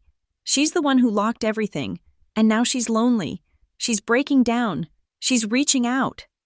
Gordon, his voice regaining a fraction of its misplaced authority. She's right. This is our opening. She's scared. She wants to talk like adults. Good. We'll talk. We'll be calm. We'll be the loving family. We'll make her see that what she did, locking us out, was crazy. She's unstable. She needs us. Tessa, so what's the plan? Elaine, we let her make her stakes. We sit, we listen, we apologize for the tension, and then, Gordon, you bring the new plan, the joint one. We'll present it, not as a takeover, as a partnership, to help her, to heal the family. Tessa, okay. And when she agrees, when she's feeling all healed, I'll bring up the Silverbloom money, the 30,000. It'll be her reconciliation gift. Exactly, my father said. I put my phone down. They had just co-authored the script for their own destruction. Friday arrived. It was exactly 2 weeks, to the day, since the phone call. I set the dining room table. I used the good china, the ones I had retrieved from the storage unit. I saw my mother's eyes widen when she saw me taking them from the kitchen cabinet, the ones she thought were still hidden in Unit 14B. I polished the silverware. I set the table for 4. In the center of the table, I placed a single, thick, heavy stock envelope. On the front, in clean, block letters, I had written one word: family. On the sideboard, my laptop was connected to the 65-inch television on the wall. The HDMI cable was neat, the screen black. They came to the table at 6:15, dressed for a performance. My father was in a blazer. My mother had put on pearls. Tessa wore a dress I'd never seen, probably purchased and hidden before the cards were shut off. They were all smiles, brittle, desperate, conciliatory smiles. Emery, honey, my mother began, sitting down. The table looks beautiful. The steaks smell wonderful. I wanted tonight to be correct, I said, pouring water for everyone. No wine. I needed them sharp. We're so glad you called this meeting, Gordon said, folding his hands on the table. He eyed the thick family envelope, but didn't touch it. He assumed it was for him.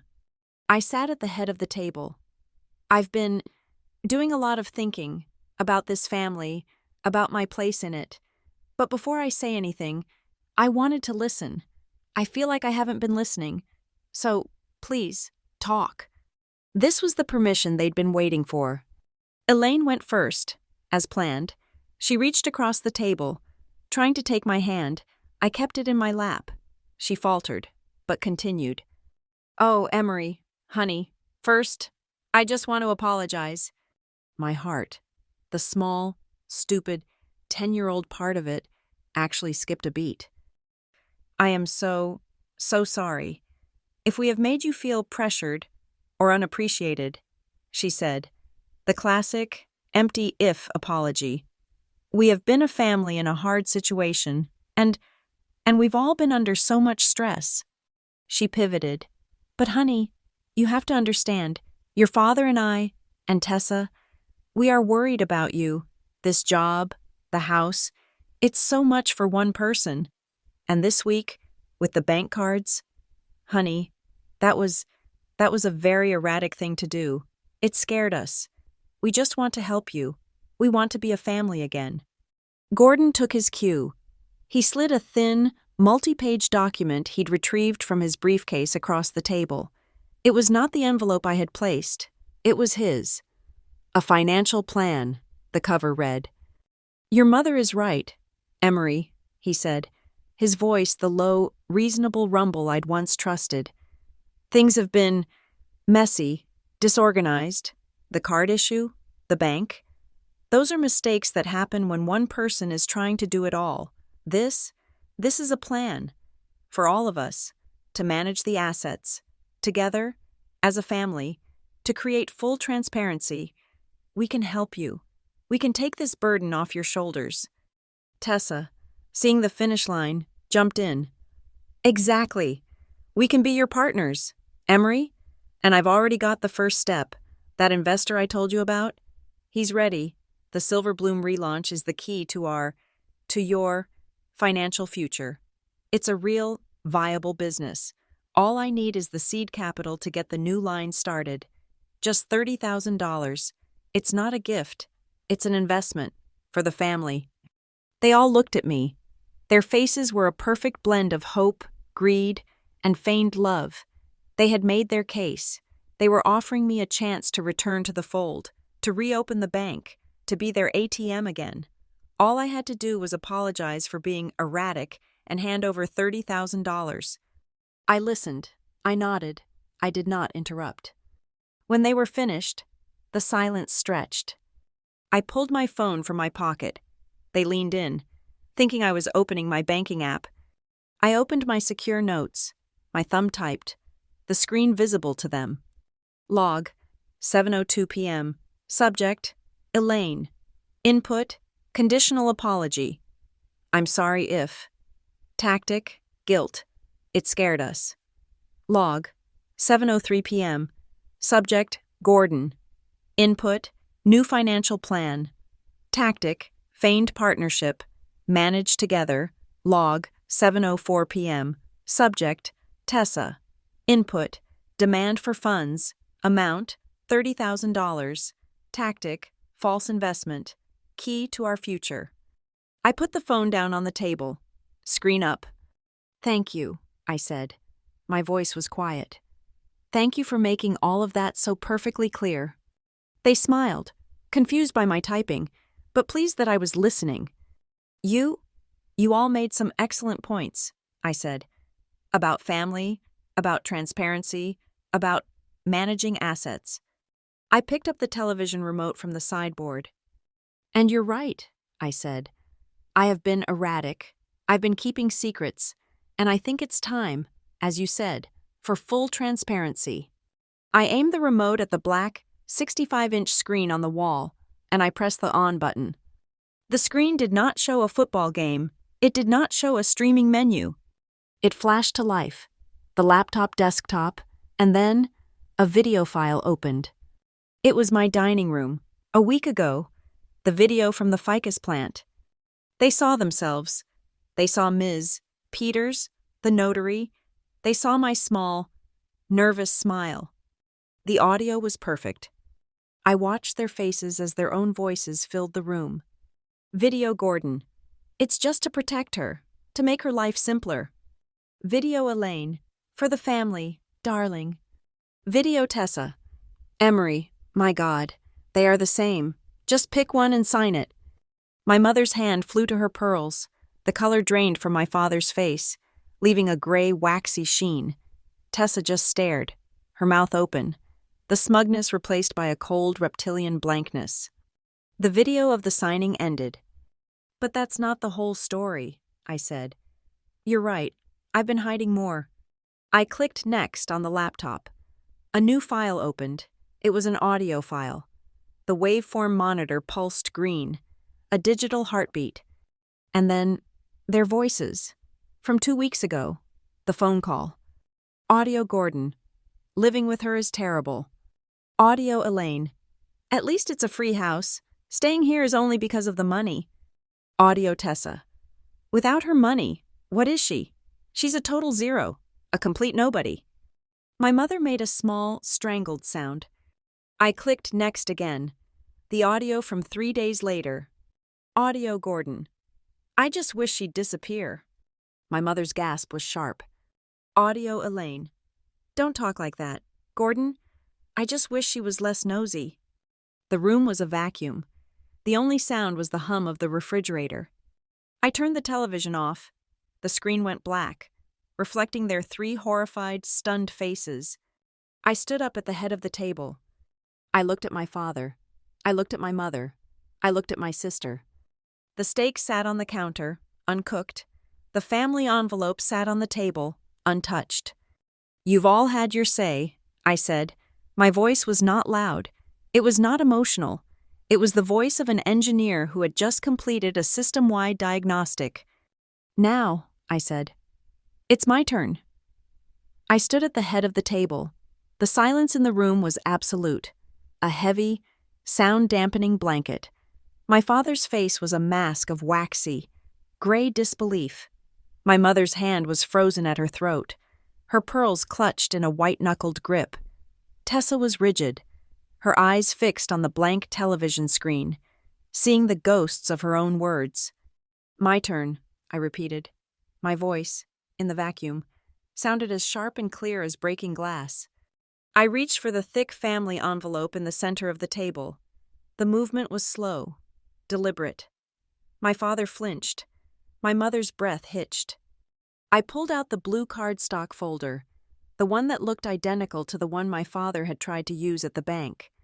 I opened it, not to the front, but to the back, to the last, most important page, the one with the heavy, embossed seal from the notary, the one with their 3 signatures. "You were right, Dad," I said, my voice dangerously calm. "You told me to put this somewhere safe. I did.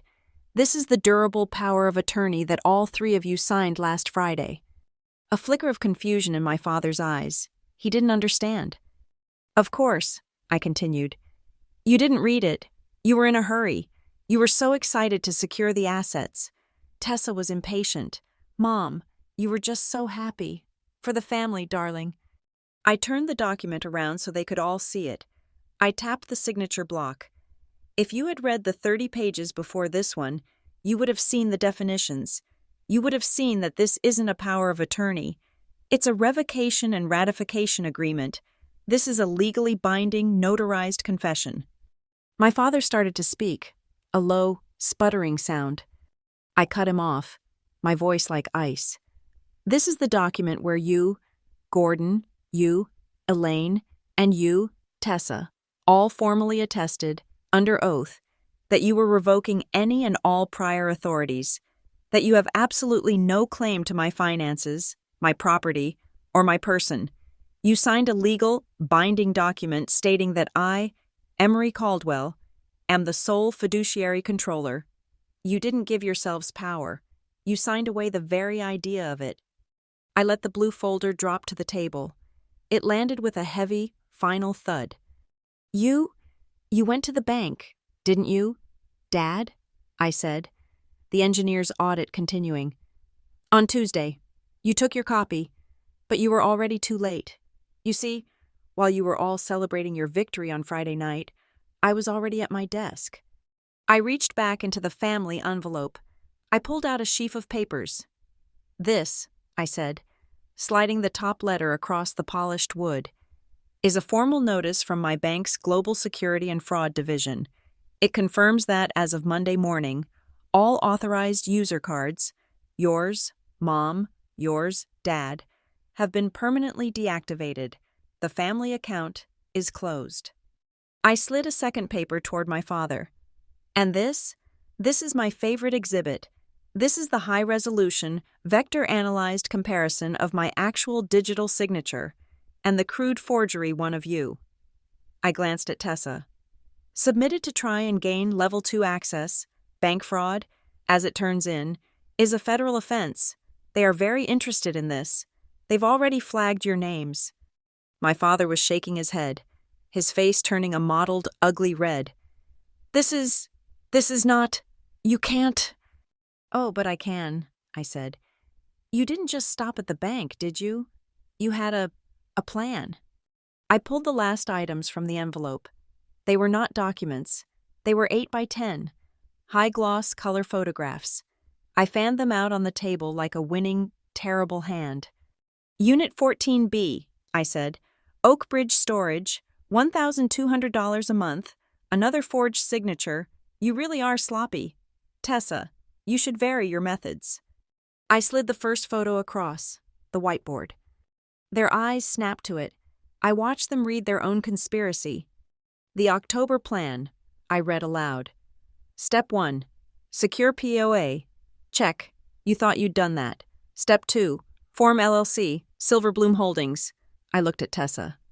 "Step 3. Use POA to transfer Maple Creek deed. My deed. To your LLC. Step 4. Secure a $200,000 line of credit against my house."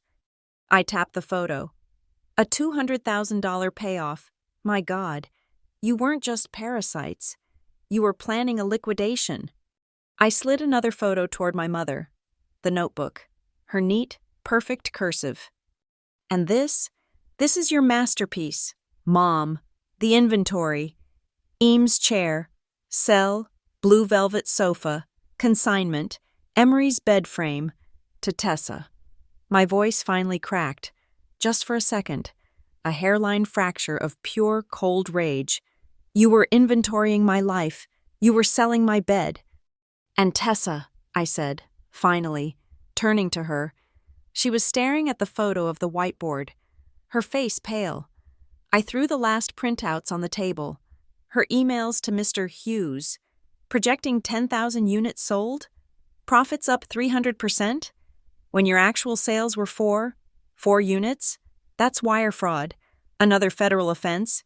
You're not just a bad candlemaker, you're a prolific criminal. The room was dead. They were ghosts. They had been outmaneuvered, outdocumented, and utterly exposed. My father's jaw was working, but no sound came out. My mother had just stopped. She was a statue. And in the dead silence, the doorbell rang. The sound was like a bomb. My mother screamed. A short, sharp shriek. My father jumped to his feet, knocking his chair over. Tessa flinched so hard she nearly fell. I didn't move. I had been expecting it. 7:30 p.m. on the dot. That, I said, dabbing my lips with a linen napkin, will be my counsel. I stood up and walked to the front door. I passed the untouched, raw steaks on the counter. The smell of the china and the silver was the only thing in the air. I opened the door. Marin Blake was on the porch. Her face was granite. She was not my friend tonight. She was my lawyer.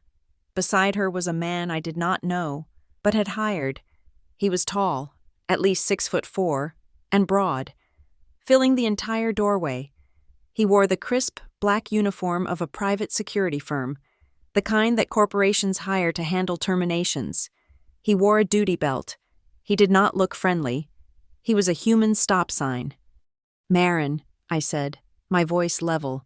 Mr. Henderson, thank you for coming. We're in the dining room. We're just getting to the consequences phase. I led them back in. My father, seeing Marin, tried to regain some semblance of his man-of-the-house authority. Who are you? You have no right. This is a private family matter. Then he saw Mr. Henderson, who did not enter the room. Mr. Henderson simply stood in the doorway, his arms crossed, blocking the only exit. My father's voice died. Marin Blake walked to the table. She placed her heavy leather briefcase on the wood, right next to my father's pathetic financial plan. She did not sit. Gordon, Elaine, Tessa, she said. Her voice was not like mine. Mine was cold fire. Hers was cold law. My name is Marin Blake. I am Ms. Caldwell's attorney. You have been very busy. She looked at the photos on the table. She looked at the notarized document. She looked at their faces. I am not here to negotiate, Marin said. I am here to inform you of your options. My client, Emery, against my personal and professional advice, has decided to offer you one, and only one, path forward that does not involve the immediate notification of the Wake County District Attorney. She is offering, Marin continued, to handle this as a civil matter, in exchange for her silence. She snapped open her briefcase. She pulled out a thick, bound document. Here is the offer. It is the only offer you will receive. 1. You will vacate this property, which, I must inform you, is owned by the Maple Creek Protective Trust and not my client, so you are, and have been for some time, trespassing, within 24 hours, 9 a.m. tomorrow. You will take your personal clothing, your toothbrushes, and nothing else. Mr. Henderson, she nodded to the man at the door, will be here to supervise your packing and your exit. 2, she said, you will sign this. She slid the document onto the table. This is a full and final release of all claims, current and future, Against Ms. Caldwell. It is also a legally binding agreement for the restitution of all funds you have fraudulently obtained. The audit. She tapped my spreadsheet, which she had a bound copy of. Puts the current total at $84,212.40. This agreement includes a payment plan, which is not negotiable. She paused, letting the weight of the numbers settle. If you refuse, if you are not out of this house by 9:01 a.m., or if you refuse to sign this release, I will, at 9:02 a.m., electronically file this entire package. She tapped a second, even thicker envelope in her case. It will go to the DA, the Bank Fraud Division, the IRS, and the U.S. Postal Inspection Service, because Tessa was stupid enough to mail her fraudulent samples. The charges will include conspiracy to commit fraud, identity theft, forgery, wire fraud, and bank fraud. You will, all three of you, be indicted, you will lose in court, and you will go to prison. The silence was shattered. "This is blackmail," my father roared, his face purple. "This is insanity. We will sue. We will countersue. We will tell everyone what she did. We will—" "Please," Marin said. She sounded bored. "Please, God, Gordon, sue us. I am praying you sue us. Discovery will be a joy. We'll start with your deposition, where you can explain, under oath."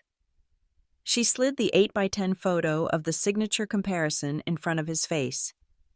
"Which one of these is your daughter's, and which one is your crime?" My father looked at the photo, and all the air, all the fight, went out of him. He visibly collapsed. And that's when my mother broke. It wasn't a civilized cry. It was a primal, animal wail of absolute and total ruin. It was the sound of a life built on sand being washed away. "Emery!" she shrieked, lunging across the table, knocking over a water glass. "Emery, please, no, you can't. This is your family. We're your family. We love you. We made a mistake. It was a mistake. Please, baby, don't do this to us. Don't do this to your mother." Mr. Henderson took one step into the room, and my mother recoiled, falling back into her chair, sobbing. I looked at her. The mistake, the plan, the whiteboard, the inventory. Tessa didn't cry. She didn't bargain. She just stared at me. Her face, which had been pale and shocked, was now a mask of pure, distilled, venomous hatred. "You," she hissed, her voice low and shaking. "You, traitor, you cold, stuck-up, pathetic, traitor, after everything we did for you, we let you live with us." The absurdity of the statement, the sheer gravitational pull of her entitlement, almost made me laugh. But I didn't. I just looked at her. Her, my weeping mother, my broken father. "A traitor," I repeated. The word felt hollow. I looked from Tessa's hateful eyes to my mother's streaming, mascara-stained face. "I'm not a traitor," I said, and my voice was my own. It was not the engineer. It was not the daughter. It was me. I didn't betray anyone. I just stopped betraying myself. My last words hung in the air. A verdict delivered. My mother's sobs were a wet, rhythmic, hiccuping sound. My father had collapsed into his chair, his hands covering his face, a broken, defeated old man. Tessa, however, was a compressed spring of pure, unadulterated rage. Her eyes, fixed on me, were two black, empty holes. Marin, her work done, began snapping her briefcase shut. "Mr. Henderson will remain in the entryway for the duration of the evening. He is an off-duty police officer. I would advise against any escalations." She looked at me, a flicker of friend in her lawyer eyes. "You have my number, Emery. Call me if anything irregular happens." "I will," I said. Marin turned and left. The click of the front door closing behind her was as loud as a gunshot. We were left in the dining room with the aftermath, the uncooked steaks, the accusing photographs, the document of their surrender. and Mr. Henderson, a silent, 6'4" statue in black, standing just outside the room. My father finally looked up. "Emery," he whispered. His voice was a dry rattle. Your mother? She needs her medication. Where will we go?" "You have 24 hours, Gordon," I said. My voice was flat. "It's more than you planned to give me." I walked out of the dining room and went to the hall closet. I pulled out the stack of collapsed, flat-packed moving boxes I had bought at the hardware store, along with the smart locks. I carried the stack and dropped it on the floor in front of them. "I've also prepared an inventory," I said. "A real one." I pulled a single sheet of paper from my pocket. It was a list. "This is what belongs to you, the clothing you brought, your personal toiletries, your trophies, Dad, your mother's jewelry box, the lumpy, unsellable inventory of Silverbloom, anything else, anything you purchased with my cards, from the $720 steak dinner to the golf clubs, is my property. It is evidence. It stays." I handed the list to my father. He fumbled with it, his hands shaking too badly to hold it. "Mr. Henderson will be here at 8 a.m. sharp tomorrow," I said, speaking to all three of them. "He will supervise your packing. At 9 a.m., your access to this house is terminated. You will leave. If you are not on the porch by 9:01 a.m., Marin will file the criminal charges. This is not a negotiation. It is a timeline." I turned and walked away. I went to my office. I locked the door. I sat at my desk and I listened. I heard my mother's wailing move upstairs. I heard the scrape of a box being opened. I heard my father's defeated, quiet sobs. And I heard Tessa, not crying, but slamming, a drawer, a door. I did not sleep. I sat in my ergonomic chair, my face illuminated by the glow of 3 monitors, and I watched the system logs. I watched the live feed from the doorbell camera. I listened to the house as it died. At 2:14 a.m., my phone buzzed with an alert, a social media mention. Tessa? She hadn't been packing. She'd been plotting. She had posted a video, a Reels video, shot in the dark of her room, her face tear-stained but her eyes burning with malice. I can't believe I'm making this," she whispered into her camera. "The performance of a lifetime. My sister, the successful one, Emery Caldwell. She's throwing us out. My sick mother, my elderly father. In the middle of the night, she forged documents. She hired a thug. She must have meant Mr. Henderson. And she's stealing everything. She's a monster. Please, everyone, share this.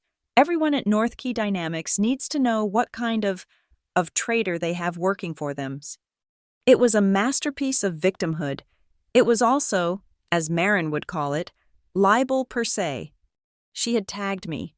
She had tagged North Key Dynamics. She had tagged every local news outlet in Raleigh. I took a screenshot. I recorded the video file. I forwarded it all to Marin, who, I knew, would be awake. My text, Exhibit G. Her reply, at 2:17 a.m. "Got it. Sleep. I'll handle the fire." I didn't sleep, but I did watch. At 7:05 a.m., I got a new email. It was a forward from Marin. She had already drafted and sent a formal, nuclear-level cease and desist letter, not to Tessa, but to Tessa's newly acquired email address from the restitution agreement, and she had CC'd me and Mr. Henderson. Subject: immediate cease and desist, libel, defamation, and breach of notarized agreement. Dear Ms. Caldwell, it has come to our attention at 2:14 a.m. that you have posted a false, malicious, and defamatory video. This video is in direct violation of the non-disclosure and non-disparagement clauses you agreed to in principle at 7:35 p.m., and which you are required to sign as part of your civil settlement. Furthermore, your claims of forgery are ironic, given the evidence in our possession, and are demonstrably false. As of 6:30 a.m., a copy of this letter, along with a warning, has been sent to the Instagram Meta Legal Department. You have exactly 1 hour until 8 a.m. EST to permanently delete the post, and any and all shares of it. Failure to do so will result in an immediate criminal referral for libel and will void the civil agreement, at which point we will proceed with the full multi-count felony indictment. We are not bluffing. At 7:28 a.m., I refreshed Tessa's Instagram page. The video was gone. Her entire account was set to private. At 7:59 a.m., my doorbell camera showed Mr. Henderson walking up the path, his face impassive. I buzzed him in. The next hour was a quiet, pathetic tragedy. I stayed in my office, but I monitored the smart lock logs and the audio recorders. Mr. Henderson was a true professional. He was calm, firm, and silent. My parents packed in a fog of shame. I heard the tape gun. I heard my mother weeping. My blue vase. He says I can't. Then, the inevitable conflict. Tessa. I heard her, loud, from the kitchen. I'm taking this. It's mine. I bought it. Mr. Henderson's voice, deep and smooth. Ma'am, that's a $700 Breville espresso machine. I bought it with my business account. It's for Silverbloom. Ma'am, Mr. Henderson's voice was patient. The audit shows you bought this with funds from Ms. Caldwell's account, which you had no authorization to use. The machine is Ms. Caldwell's property. It is listed on my inventory sheet. It stays. You can't. Ma'am, you can either leave the machine and continue packing, or I can call my colleague who is waiting in his car down the street, and we can add attempted theft of civil assets to your file. Your choice. A slammed cabinet, a muttered curse. The espresso machine remained. At 8:52 a.m., my nosy neighbor from across the street, Cynthia, came over. I watched on the doorbell camera. She saw the open door. She saw Mr. Henderson, standing by the foyer. She saw my father, carrying a box labeled trophies. Gordon? She called out, her voice dripping with faux concern. Is everything all right? Is Emery okay? I'd had enough. I walked out of my office, past the packed boxes in the hall. I stepped onto the front porch. Cynthia, I said, my voice flat. Good morning. Emery! Oh, thank God. I was so worried. What on earth is happening? I gave her my best, blank, corporate smile. We're just handling a private, internal restructuring. Everything is being handled. Thank you for your concern. Her face fell. She was expecting tears, a story, drama. She got a press release. Oh, she said. Well, okay then. She scurried back across the street, no doubt to report to the neighborhood watch. I looked at my watch, 8:59 a.m. It's time, I called into the house. One by one, they came out. My father. His shoulders slumped, carrying a single suitcase and his box of trophies. My mother. Her face puffy and red, clutching her purse. Tessa came last. She carried her own suitcase. She refused to look at me. She just stared at the porch floor. They stood in a pathetic little line on my front walk. The agreement, I said. I held out a clipboard with Marin's final, bound document. Sign it, and you're free to go. The payment plan starts in 30 days. My father took the pen. He didn't even read it. He just signed. My mother signed. Tessa, her hand shaking with rage, broke the pen. Mr. Henderson calmly handed her a new one. She signed. I took the clipboard. I handed them a single, photocopied sheet. This is the address for a motel in Briar Hollow that accepts weekly rates, I said, and the number for the county social services office. That's all. My father looked up at me. His eyes were desperate. He was searching for something, a flicker, a daughter, a mistake. Emery, he whispered. Your mother. Goodbye, Gordon, I said. They turned. They did not look back. They did not hug. They filed, one by one, into the old, beaten-up sedan that Tessa had managed to keep, the only asset that was truly hers. They drove away. I stood on the porch until the car was out of sight. I looked at Mr. Henderson. Thank you, I said. Please send the invoice to Marin. He nodded, a single sharp dip of his chin. "Ma'am," he too left. I went back inside. The house was a disaster. It was filled with boxes, but it was also empty. The silence was immediate, vast. I went to my office. I sat at my desk. First, security. I opened my home security app. I deactivated all of their access codes. I enabled max security mode. I changed the admin password for the smart locks. I changed the Wi-Fi password. I changed my bank passwords. I changed my email passwords. I changed everything. I ran a system-wide purge. Second, the clips, the video from the ficus, the audio logs, the Eura Zero call. I did not delete them. I did not leak them. I moved them from the evidence folder into a new one.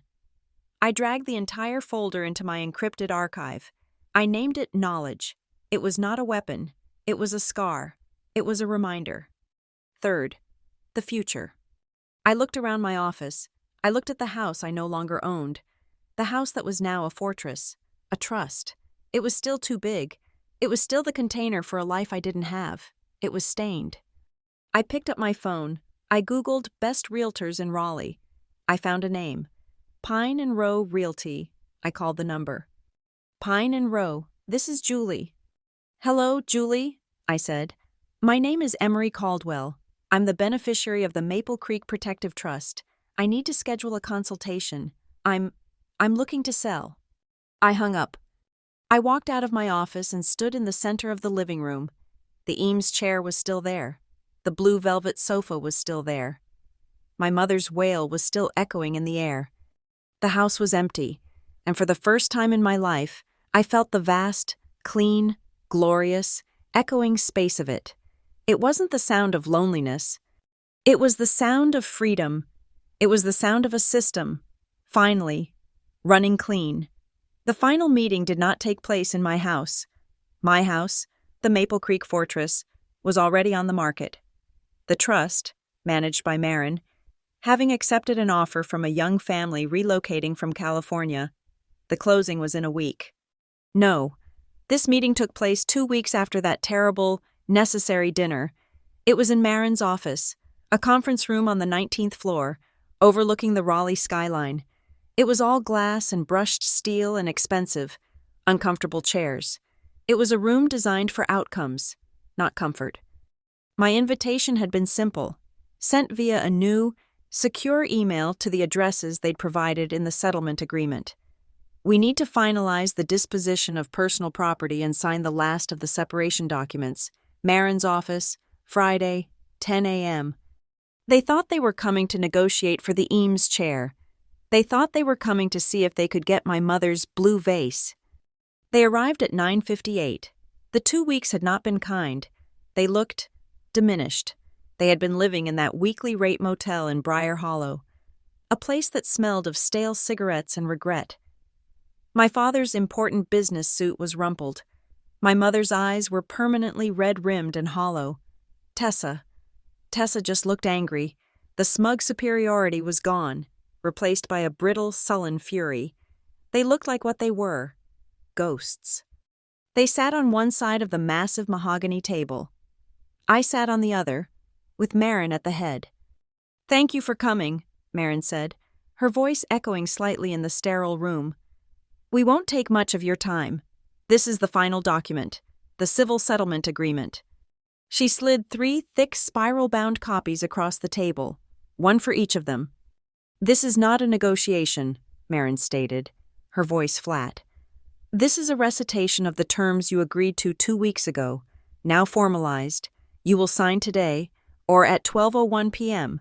The criminal referral will be filed. Those are the options." Gordon put on a pair of cheap reading glasses. He fumbled with the first page.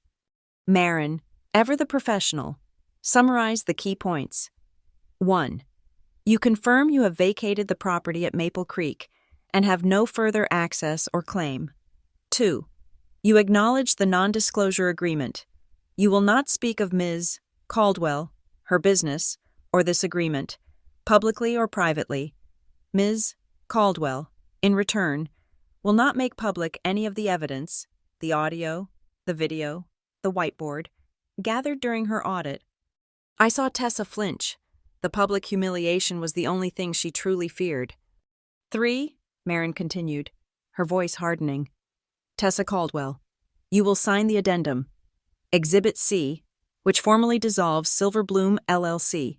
As it was funded entirely by fraudulent means, you forfeit the name, the assets, what little there are, and the inventory, which will be sold to begin paying the restitution. You can't, Tessa spat. Her first words, that's my business. It was never your business, Marin said, not even looking up. It was a shell company for theft, and you know it. You will sign, or the wire fraud charges will be the first ones we file. Tessa went silent, her face white. And finally, Marin said, the restitution, Exhibit D, the full audit, you are jointly and severally responsible for the repayment of $84,212.40. My father made a choking sound. 84,000? That's impossible. We can't. You can, I said, speaking for the first time. My voice was quiet. And you will. Marin tapped the page. The agreement includes a 10-year repayment plan. The payments are minimal, tied to state-mandated wage garnishments. But the clause, the one you really need to read, is the default clause. She let them find it. If you miss one payment, Marin said, by one day, the entire agreement is voided, the non-disclosure is voided, and the full, unredacted, evidence package is immediately, automatically, and irrevocably transferred to the district attorney's office. You will not go to jail for debt. You will go to jail if you default on this agreement. She was, as always, brilliant. She hadn't just gotten me my money back. She had purchased their compliance for the next decade. They sat there, stunned by the totality of their defeat. This was it, the end. My father, in one last, pathetic gasp of patriarchal authority, looked at me. Emery, your house. This is cruel to hold this over our heads. What about the house? You'll have that. You can afford to be generous. He was still bargaining. He was still operating on the old data.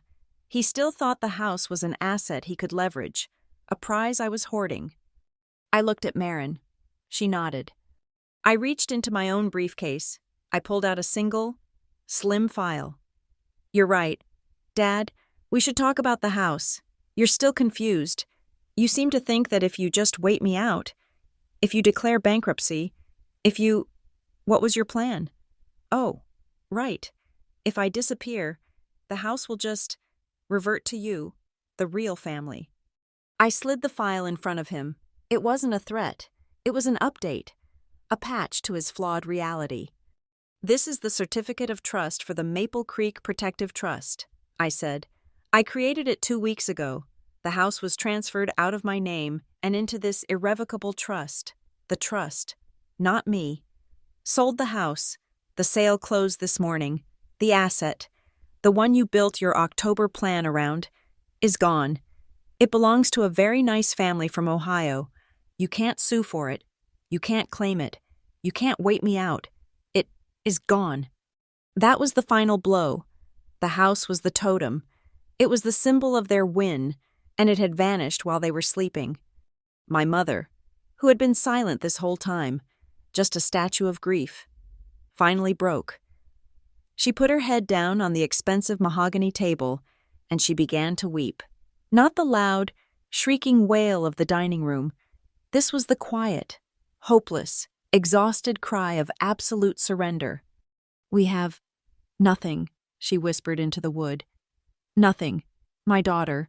She's taken everything. She's abandoned us. I had prepared for this. The anger, the bargaining, the depression. I had not, however, come unprepared for the humane twist. I reached into my briefcase one last time. I pulled out a small, standard bank envelope. I slid it across the table until it touched my mother's hand. She flinched, probably thinking it was another bill. Open it, Mom, I said. She sat up, her face a ruin of smudged, old makeup. She fumbled with the envelope. Inside was not a bill. It was a check. A small cashier's check. "You're giving us money?" she whispered, her voice full of a sudden, desperate hope. "No," I said, gently but firmly. "Look at it. Read who it's made out to." She unfolded it. "Pay to the order of Clearway Counseling Services?" I nodded. "It's a check for their full family intake program. And for 1 month of weekly sessions, it's prepaid. It's an appointment I made for you. For all 3 of you. It's for next Monday." She stared at me, her mind, so long attuned to financial angles, unable to process this. "I am done," I said, my voice clear and final. "Being your bank. I am done being your utility. I am done being your zero. But I am not a monster. You." I looked at all 3 of them. "Are broken. You have been broken since Briar Hollow. What you did to me was not a mistake. It was a symptom of a sickness of entitlement, of greed, of resentment." I stood up. "If you want, Mom, you can start here. You can take this. You can go to that appointment. You can actually, for the first time in your lives, fix what is wrong with you. No one is being abandoned. But from this moment on, the boundaries must be absolute. The boundaries, the lines, must be clear." My father looked at the check. He looked at the settlement agreement. He looked at me. He finally, understood. It was over. He picked up the pen. His hand was shaking. He signed his name. Tessa, her face a mask of stone, signed next, an angry, jagged scribble. My mother signed last. Her tears dropped onto the paper, smudging her own name. They were done. Marin took the 3 copies. She stood up. "My paralegal will show you out." They rose. They didn't look at me. They didn't say goodbye. They just filed out. 3 empty gray shadows, leaving the bright, sunlit office. I stood at the window, 19 floors up, and I watched them get into their old, sad car on the street below. I watched them drive away. Marin came and stood next to me. She placed the final, signed, executed copy of the agreement in my hand. "It's done, Emery," she said. "It's done," I agreed. I didn't watch them disappear around the corner. I was already looking at the rest of the city. 3 months later, I did not move into another big, empty house. I sold the Eames chair. I sold the velvet sofa. I sold it all. I moved into a small, rented bungalow near Lake Wheeler. It has 2 bedrooms, one for me, one for my new home office. The room is not dark. It is painted a pale yellow, and it is filled, from morning till dusk, with sunlight. I am still at North Key Dynamics. I am leading a new team. My work is good. I was sitting on my small, wooden front porch. It was evening. I was drinking chamomile tea. I was listening to the sound of the sparrows settling in the big oak tree in the front yard.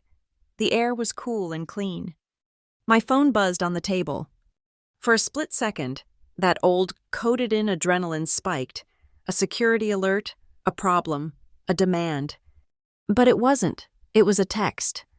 It was from my new neighbor, Joy, a woman my age, a veterinarian, who lived 3 doors down. Joy: "Hey neighbor, I'm firing up the grill. BBQ chicken and too much potato salad. You in?" I looked at the message. I listened to the quiet of my street. I felt the warmth of the mug in my hands. And I smiled. A real, actual, relaxed smile.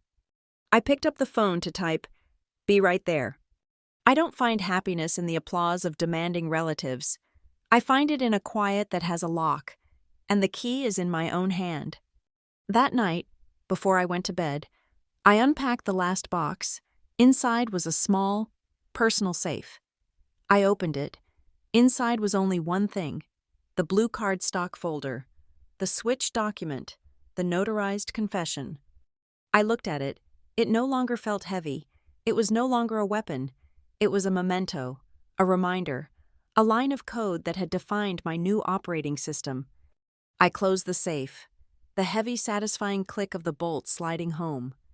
A reminder that boundaries are not a lack of love. They are the most mature and most necessary form of it. Thank you so much for listening to this story. I am so curious to know, where in the world are you listening from? Let me know in the comments so we can connect and share our thoughts. And if you enjoyed this, please subscribe to Lila Revenge Stories, like this video, and show your support by pressing that hype button so this story can be heard by even more people.